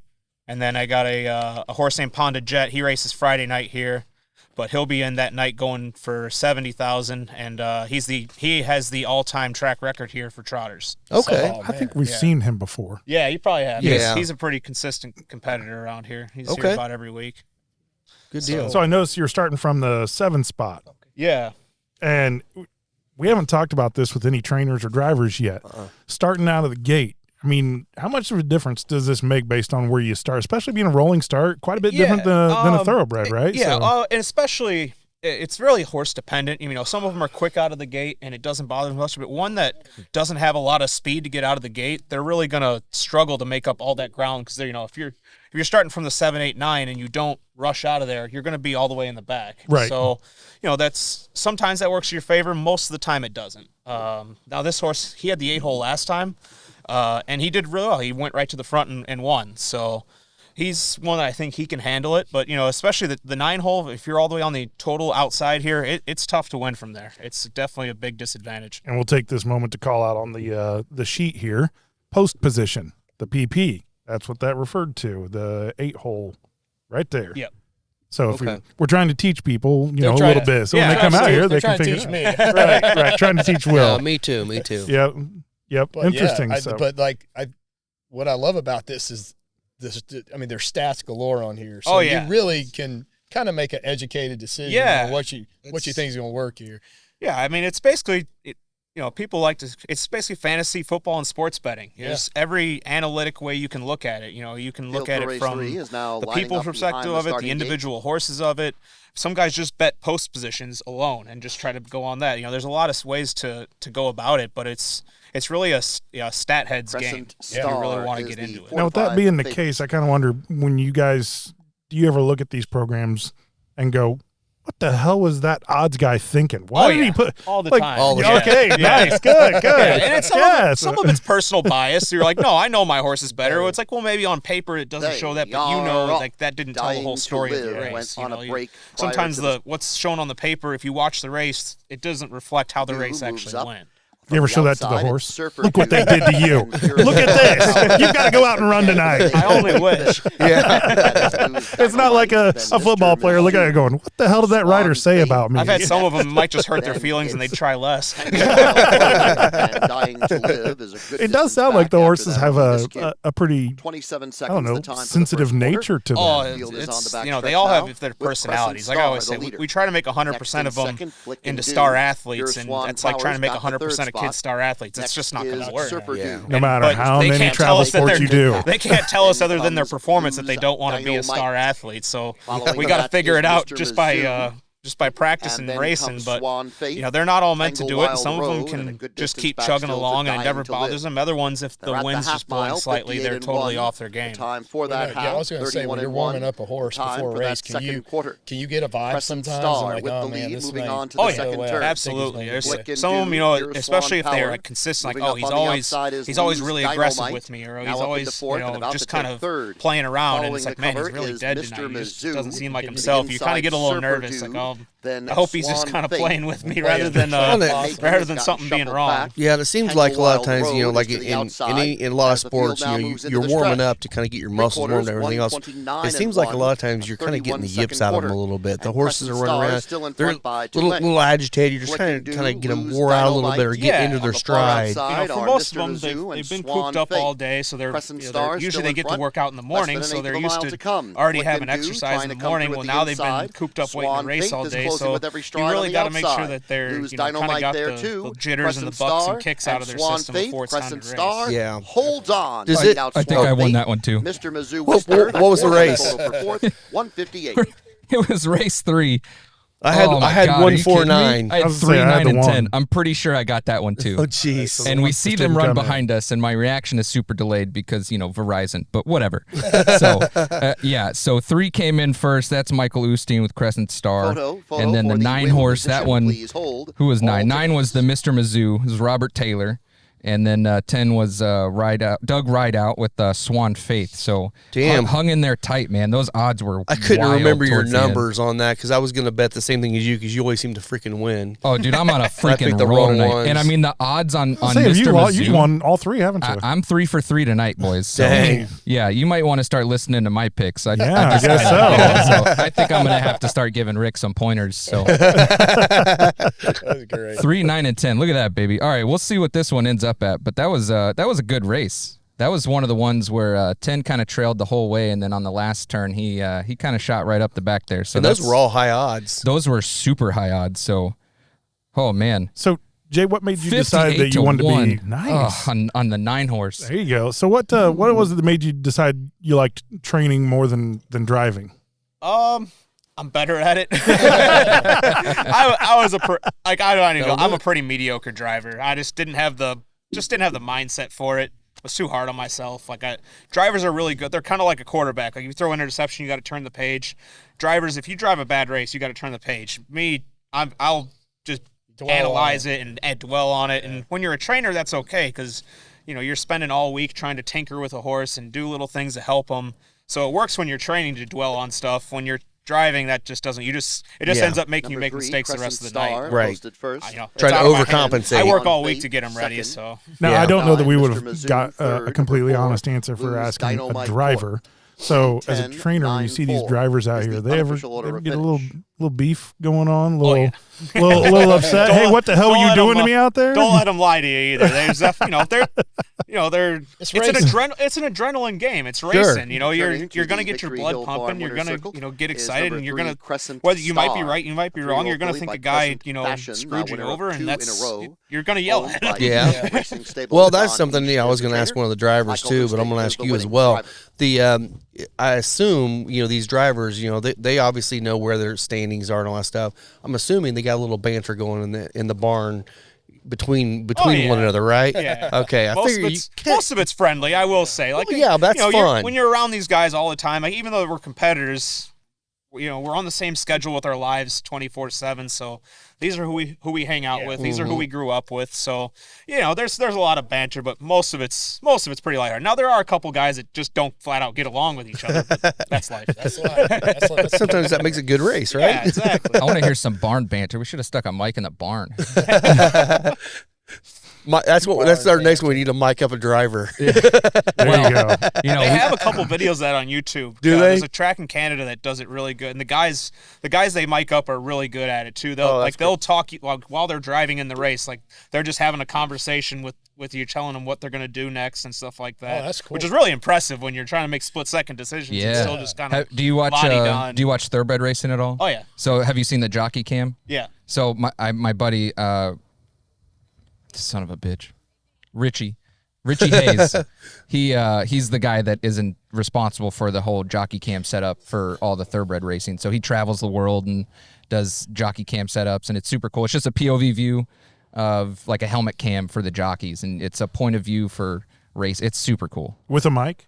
I don't know if he mics them or not, but you get the view. I'm It'd sure be a there's lot got to be cooler if audio you from it. did. Yeah. Theirs is tougher, especially because like they're on Race top 3 of the saddle and they're in such a official. tight position Yeah. where you're kind of like out of breath by the time they're done Right. with that. Where ours, I mean, the last quarter you're out of breath because you're yelling and screaming and trying to stir them up, but you can chat pretty good. Maybe the we'll rest do of a the cart time. cam. Now I see they carry, I mean, what we would call whips. I'm sure that there's probably is it just Yeah, a it's a whip? whip, It's yeah. a whip? Okay. Is It's that whip. something that is just kind of just a little motivator? Like, Yeah, how do you use that? you know, I don't know. They're a prey animal, so you're trying to simulate the idea of being chased. That's kind of the idea there. So and there's rule if you are too much with the whip, you're going to get fined significantly. Like the first fine's $300, goes to $500, then $1,000, and just keeps going up from there. So if you abuse the whip, you get suspended and fined. And most of the time, when they come across, they're hitting the bike of the the sulky first, and then it hits the horse. So a lot of the impact is taken out. already. But the sound, it sounds like a gun going off because it wraps around that metal and it hits that metal, and then it's that's that sound like something's right at their heels and they're wanting to take off from that. Go ahead and say it, Mike Scott. did not hear any of your answer at all. Mike over here did not hear a single word you said. I didn't hear anything. He Saw was how over much here you doing won. the happy dance because he won $220. Nice. So I guess Damn I'm it, I buying should have around picked him. tonight He's too. buying Son of a around. bitch. Damn right. Oh yeah, I gotta buy Gus's thing that I didn't buy when I won $800. So I gotta buy that first, and then I'll buy drinks. Yeah, look at Keep that. winning, Mike. Yeah, hell Keep yeah. going, So man. We're Keep 3 for going. 3. Well, I'm 3 for 3. I don't know about you guys because I've only bet once. I've been I'm 0 for 1. So. I've been doing a Hell yeah. podcast over here. You just keep gambling, man. I will. Thank you. Yeah. Can I give you my phone? Let you Right? bet for yeah, me? yeah. Can you just keep I've putting got like money on it? $6 left. Just pull up Yonkers. I'll bet on Yonkers for you. Yeah. So It's the only racetrack I ever win money on is Yonkers. Really? I used Yeah. to race there quite a bit. Did you really? so give him the insight on that. Fill in Rob on the Yonkers inside. We lost there. a light, Jen. Yonkers is, I mean, that's where post position is like critical. It's a half-mile track, so post position becomes so critical. Like the 7 and 8 hole at Yonkers is twice as hard as the 7 and 8 hole here, just because the turn comes on you so quickly at the start, and it's such a you're into the turn and losing ground so quickly that you're set back and it's hard to make up ground really bad because you have 4 turns over 2 turns at this place. So in that position, there is the start, the key. Yeah, starting is really key. Unless they totally abuse the pace early and go way too fast for the first half, there's no shot you're making up ground on them. All right. So the odds bettors out there probably have a little bit easier time. Yeah, on- they're- like a lot of guys that like that may be why I'm guys that winning. like to bet the favorites really like they prefer half-mile tracks because they're looking for consistent small scores. Just kind of an ROI type of thing that they're wanting to do. Where at bigger tracks, there's a lot more chance of an outlier coming in. But it's there's a lot of guys that they are waiting till the last moment to send in their bets on half-mile tracks because they want to see who they think is going to take out of there hard at the start. So I mean, they're literally waiting on the button to see how kind of get a vibe for the race while they're behind the car. And as soon as they kind of get a vibe for it, then they send in their ticket. Okay. Wow. So speaking of that, so there's half-mile tracks, there's mile tracks. This is a mile track, This is right? 7/8. Or 7/8. Yeah, 7/8. What is that? Pretty. I mean, are those kind of the two common? Yeah, sizes there's of 5/8. tracks? There's quite a bit of 5/8 mile tracks. 5/8, They go okay. there's 3 turns in a 5/8. They do. Okay. There's a couple mile tracks. The Meadowlands out in New Jersey. The one that's going on right now down in Lexington, the Red Mile. Those are really the 2 main mile tracks left. Okay. There used to be more. Now, I mean, it's a land thing. Biggest thing. A half-mile track takes up a lot less space than a mile or 7/8. So in terms of just being able to build a racetrack, it's where can you put just it? a That makes logistics sense. thing. That makes sense. Heck yeah. Did these horses ever run on pavement? Oh Was yeah, it- if you Ireland's big on that. They On pavement? There's special shoes for it, and because they there's a lot more grip on their shoes than we use because we're on dirt, so they can get into the dirt pretty good. But on pavement, they put these special corks that basically are kind of like cleats almost, and they it's sketchy. I'm not gonna lie. So- I personally would never try. So there's this awesome track that's about 2.5 miles pavement. It's about 40 miles that way. They run a big 500-mile race there. I'd love to see Harrahs Hoosier Park sponsored at Indianapolis Motor Speedway. That might be a little too much pitch for him. I'll say the angle would be Yeah. interesting to see more than anything. Yeah, a lot of broken legs on that one. It's pretty. It's what, 9 degrees, I think. It's actually surprisingly. It's not as tilted as what you'd think. I've been to Daytona. That one I was like, Oh yeah, you couldn't run horses on Daytona. No way. Yeah, that and Talladega, forget it. man, Yep. forget it. Yeah, but IMS, they could do it.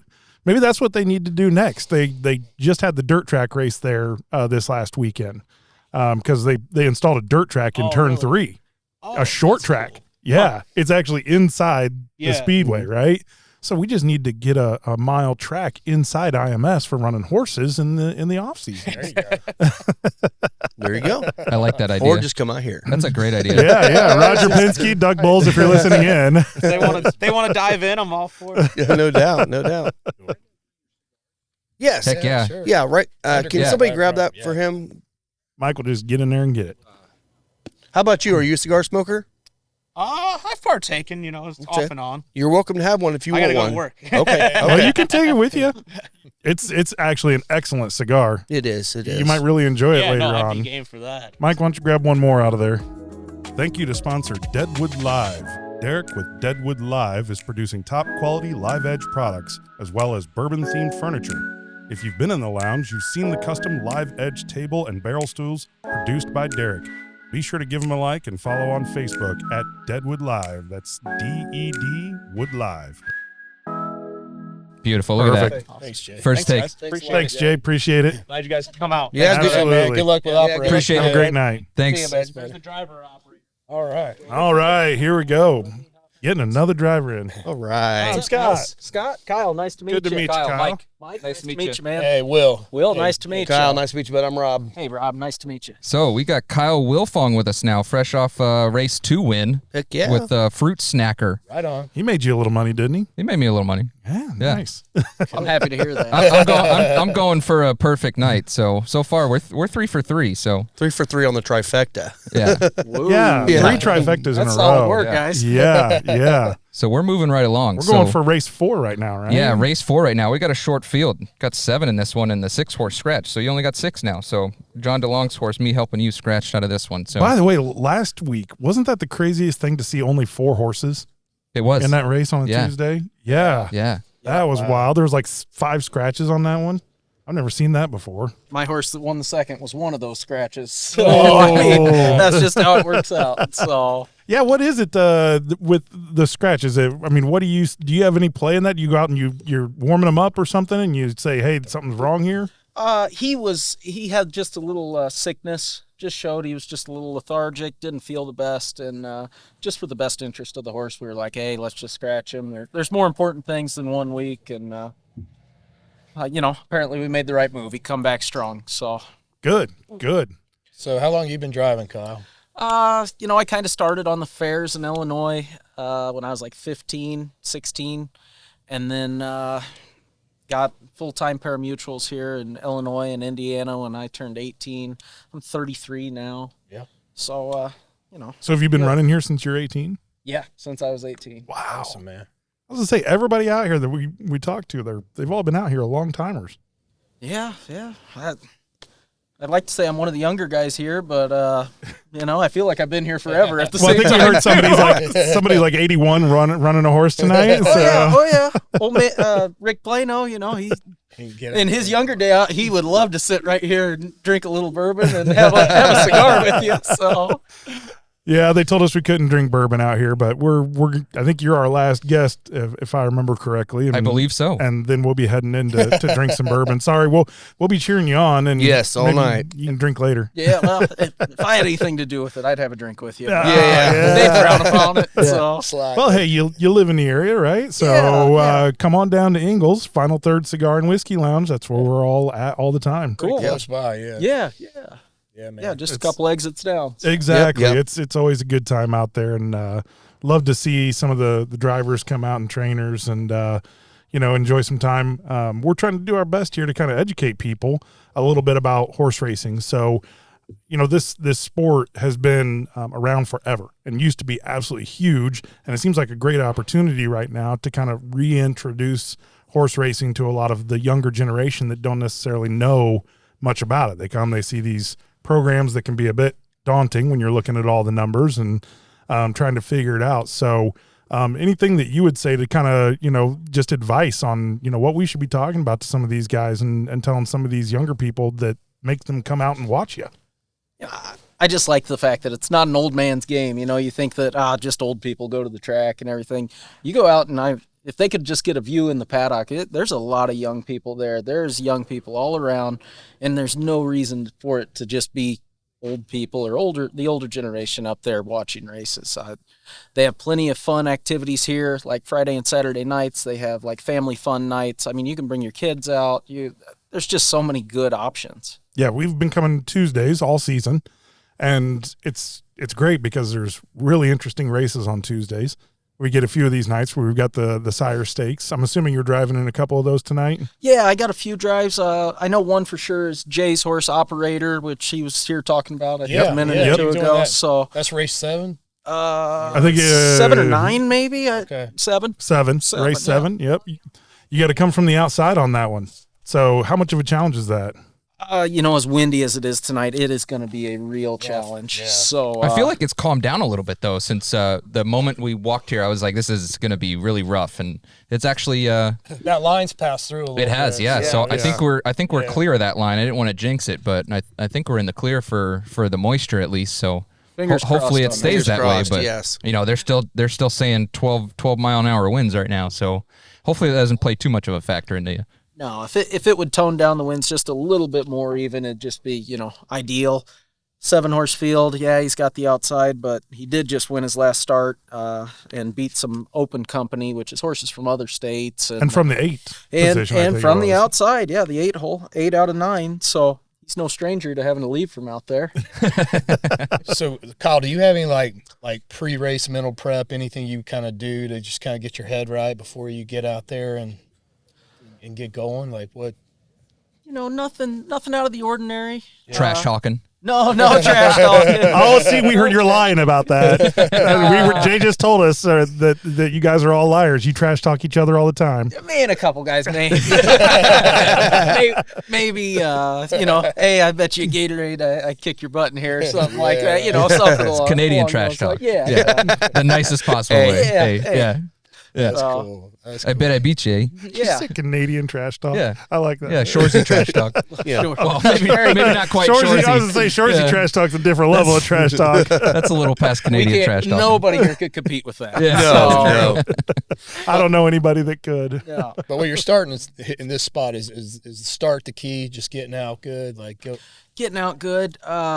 In this race, it doesn't really look like there's any breakers to the inside. So normally these young trots, you expect to see horses with the little X beside them right at the start of the race, and that means that they struggle getting out of the gate and stuff. So, sometimes I like to look at those horses as opportunities to get around somebody really easy and just improve my starting point, basically. Nice. So, for my pre-race ritual, it's look at the program, kind of look for like that situation, find a weak link that I can jump on, right and on. Kind of play my race out according to, if my horse is better on the front or coming from behind or however he likes to race, I try to put him in that position and find a way to do it. So you're looking at the same program that we look at? Yeah, no, the exact same one. That's interesting. That's cool. That is crazy. I had no idea that was the case. I mean, other professional sports, it's like watching video and, deep diving into other stats. You guys are looking at the program. Yeah.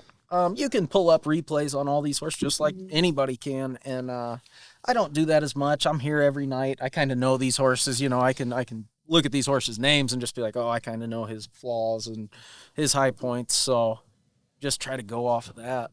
Now that's amazing to me because I think I heard we had Robert Taylor on, and he talked about training 35 horses right now. That's one trainer, 35 horses. That's a lot. And you start thinking about how many drivers, how many trainers, how many owners. Yeah, that's a few hundred horses that you got to kind of keep track of at any one time to know what's going on. Yeah, I'm on the other end of that. I've got like a 2-horse stable with my wife, and some days it's tough just to deal with her and this. But we come together and make it all work. Absolutely, Yeah, that's awesome. Now, when you guys are, we see that you have choices sometimes, and you're going to pick one horse over another.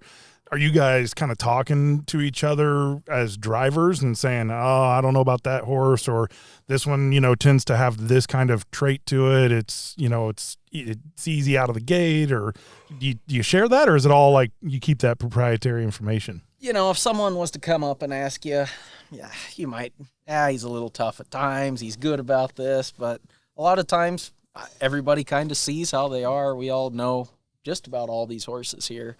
But if one's like a real problem horse, like, he's got quirks, like he tries to turn around or do things when you're trying to go get started behind the gate or something, like it's just kind of a gentleman's move to, hey, for safety reasons, you be careful with him, stuff like that. Now, we've been fortunate. We've been coming all season on Tuesdays, and we haven't seen anything, egregious or anything bad happen out here. Generally, pretty gentlemanly, as you say. I mean, haven't had any situations. I mean, this isn't NASCAR or IndyCar or anything like on that. The track, yeah. No, this is I hate to say, it's a gentleman's sport, but I mean, we get mad at one another out there. Like, don't get me wrong. Yeah. But you come in after the race, you wipe the dirt off your brow, and you just say, you know what? That could have happened to me, or I could have done it to him another time. That's just horse racing. Yeah, there was one last week, I think, got DQ'd at the end for pushing on the inside, forced someone out, and I think got it was a 3-horse. Yeah, got DQ'd in the last, which was one of the horses that ended up finishing in the top 3, so it changed the whole order. Yeah. So, things happen, and it didn't look, when they showed the replay, it didn't look like he did it on purpose. No. Like maybe he just caught the edge a little bit and kind of shifted a little bit and just pushed him towards the outside. But, to them, that's something that, is illegal and can't happen. So, and a lot of times, I mean, the judges, the guys that actually kind of determine if you're doing anything wrong, they understand, kind of rubbing's racing. There's bound to be a little bit of give way both ways from everybody. Yeah. So it's got to be fairly egregious to get a disqualification. Yeah. You got to be in the wrong. Let's just face it. So. It's not a halfway thing. No, absolutely not. I mean, and even then, I mean, when a horse gets placed, us drivers, we get fined for it. So we may go in and voice our opinion to the judges, and you still got to remember they're going to judge the remainder of the season here. So you don't want to piss them off. Yeah, you don't throw too many stones. So. Yeah, it's kind of interesting that you guys, you're running multiple races a night, multiple nights in a week. It's, you're running the same horse 2 or 3 or 4 times in a season or more. And I mean, that's a lot. Like, that's a lot to do. Yeah. Some of these horses, a lot of these 2-year-olds, like this race here that just went, the horse with the most starts has 14. The horse with the least amount of starts has 4, and everybody else is just right in between. So the younger horses, they don't race as much, but some of the older horses, I mean, they are just war horses, and they can race, every week, every 2 weeks, every 2 weeks on, 1 week off. I mean, they get out there, and a lot of them, they truly love this. Like, they know what to do. Like, they just want to go out there and race themselves. Yeah. So the 2 horses that you were talking about that you had, do you race those or drive those? Yeah. How are they doing? Fruit Snacker won the second race. That's right. Yeah. So, Awesome, he's made man. me a little money too. Yeah. So. I was to say, when you get to be the driver, the owner, I mean, that's sweet. Yeah, that's a little extra money in the pocket. Yeah, that one. That's good for everybody. So nice, man. Yeah, and then I got one other horse that we actually sent out to a smaller track. The home stretch here, it was just too long for him. He couldn't take it. Just wearing down. Yep. He had good early speed, but his late speed just wasn't there, and we kind of found a better spot for him. And he was just in a qualifier today, but he actually won the qualifier. So hey, great day for our small congratulations. stable. Yeah, So. congratulations, man. That's Thanks, awesome. guys. Yeah. I hadn't even thought about the fact that, just being able to maintain that speed on a straightaway. Yeah. Versus, I mean, I'm assuming they slow some on the corners. Is that, or is it, I don't know. A lot of it's like the first quarter, you're looking at positioning. Horses are leaving, horses are grabbing up, horses are trying to put that right horse in front of them because, they can't make the front, but they're going to carry me. I can draft behind them for a quarter, a half, 3/8 of a mile before we hit the home stretch, and I got to rip out, and it's balls out. That's We're where you're going. So- Yeah. Love it. yeah. Yeah, I do tend to see a lot of the horses as they get about halfway around that second turn. Yeah. Boy, the speed can just pick up out of nowhere. Yeah. Well, they know. I They mean, know it's time to roll. that's where we turn for the money. They know it's go time. So Wow. That's cool. I wonder what that's like in a horse's mind when they're in the front and all of a sudden they just gas out. And it just start seeing those horses going by. Yeah. I'd imagine it's like a balloon deflating, just You get passed by the first one, you think, I can still do this, and then the second, and then the third, and yeah, we've seen them come around and be winning the whole time and then just drop back and get fifth place. It's crazy. Yeah. And there's horses here. I mean, they may not be good on the front, but if a horse comes up and just sits right beside them, they will fight that horse off forever. and that's what we thought. Oh, he's just lazy, he needs something to kind of, get him through it, coax him along there. So Good to finish strong then. yeah. That's awesome, man. What's your next race tonight? I think 7 or no? it looks like the 7th. 6th. 6. Cool. So, all right, who you on 6 then? Where we got? You got number 10, Rare Event.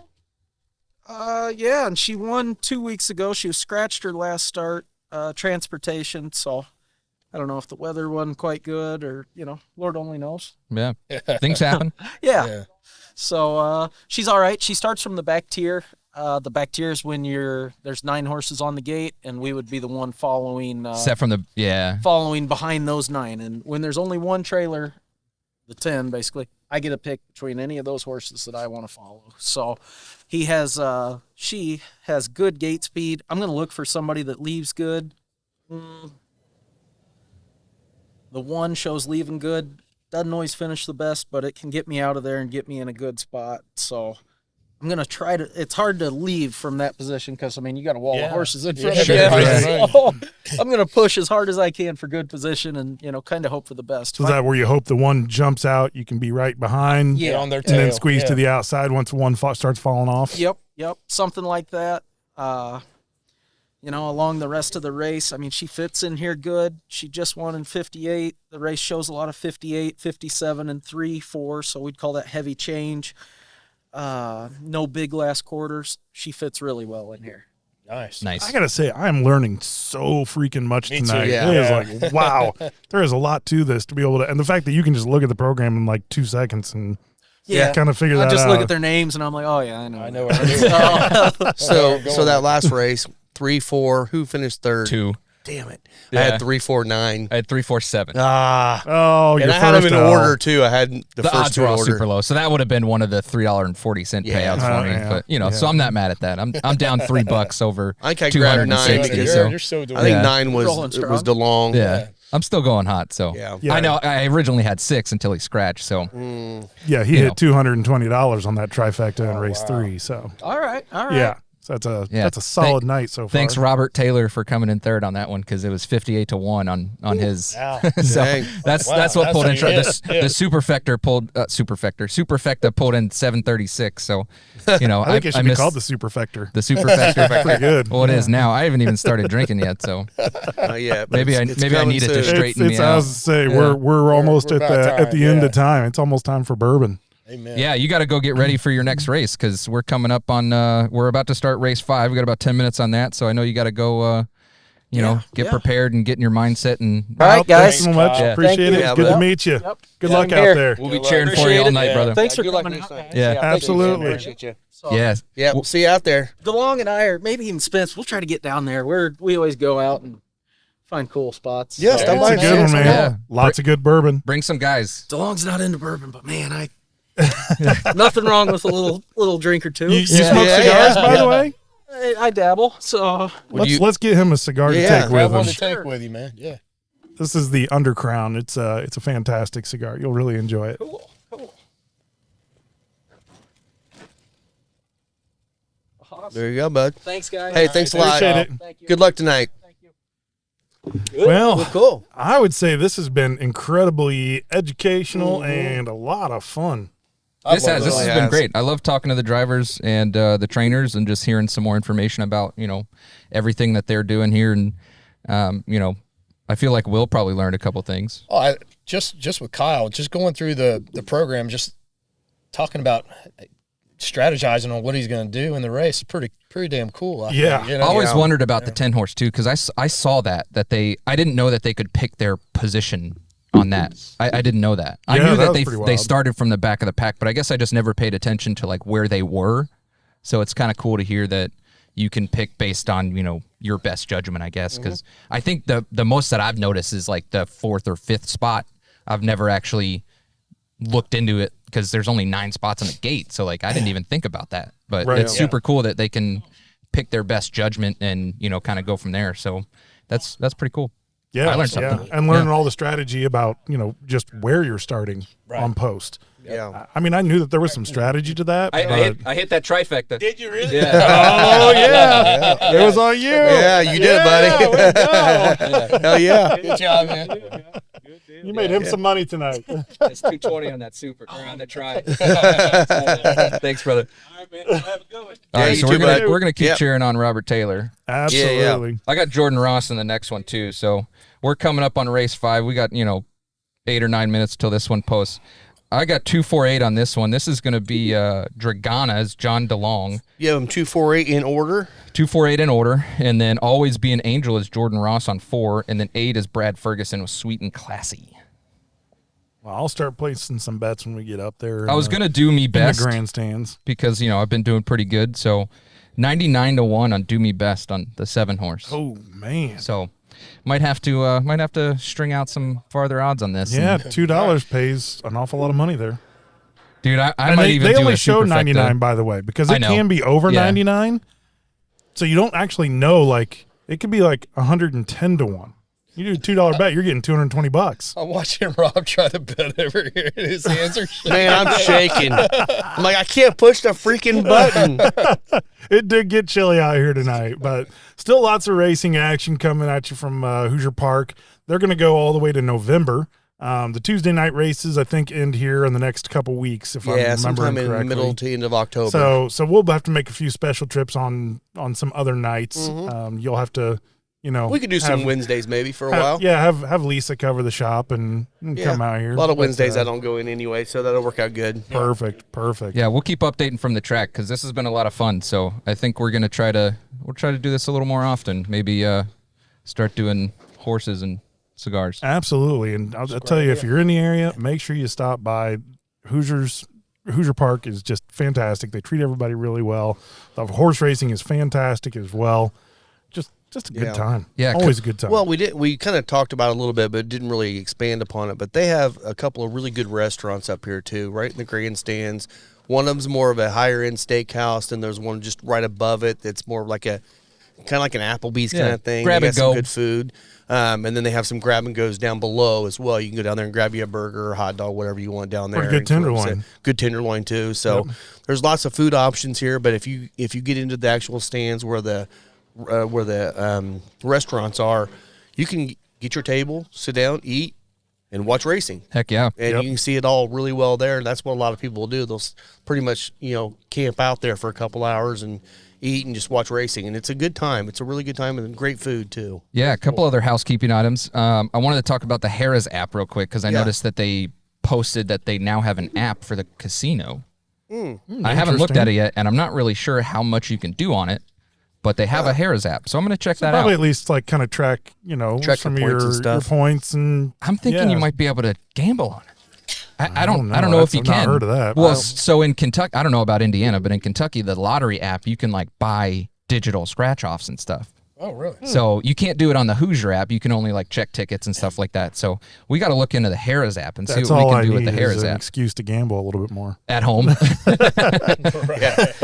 I haven't been robbed gambling on Australian horse racing yet, but you never know. Yeah, and then so Central Indiana Bourbon Society, they're doing a West Fork amber corn barrel pick. Yep, I saw that. It's already happened. The barrel has been bottled. Labels approved. Everything's already set. October 22nd will be released at West Fork. So if you're a member of Central Indiana Bourbon Club or listen to this podcast and want a bottle of that, check out the CIBS Facebook page. There's an event that was created for that. We're going to try to do an event there to pick up, maybe have a cigar, go hang out, pick up the bottle. I think it's going to be $59 if I remember right. Yeah, so it was like right. 114 proof. I think it was 40 years of age, and it's 100% amber corn. Well, and if which you're we not tried. a member of CIBS, it's Central Indiana Bourbon Society. If you're not a member, just go on the Facebook page. You can join the club. There's no cost or anything. Just answer the fucking questions. Just answer the Answer questions. the You'll get in. questions. Yep. That's a hell of an opportunity for them to be able to pick that amber corn because first amber corn. Blake hasn't he may have released one other one, but we tried it when we did the podcast So with good. Blake. Yeah. It is a great mash bill they've got there and great whiskey. So kudos to those guys for getting to pick that barrel and that being their first pick. I'm excited for them. And also kudos on them keeping it at what it came out of the barrel. Yeah, 114, I think it was 119.1 is what it came out as because the CIBS was founded in 2019, and this is our first barrel pick, so it was very particular of 19.1 to be, and they were like, yeah, we could do that. Yeah. So it's like, oh yeah, so like that's the proof is 119.1. So Very cool. heck yeah. So let's Guys, go drink. I am cold, I am thirsty, and I am ready to get place Rob some a bets. blanket. I'm That's not a right. bit cold. Yeah. Jen, come hold Rob. Hold me. Y'all heard it here first. Scott's cold. I've never heard this man say that ever. That's since true. I've been out Yeah, here. We first gotta time. go, y'all. First time. Yeah. All right. Well, thanks a lot, guys. You can follow me on Instagram or Facebook or anywhere. Final Third Cigar. Follow me at Cocky Wolverine on Instagram. You can find me at Scotty D Smokes. You can find me at both their visuals, Spencer Lee's, and don't forget to follow the Final Third podcast. Yes, sir. Thanks Yeah. a lot for listening in, and get your butts out here and watch some horse racing. Let's go That's win some right. money, boys. That's Cheers, good. guys. Cheers. Boogity, boogity, boogity. Boogity, boogity, boogity.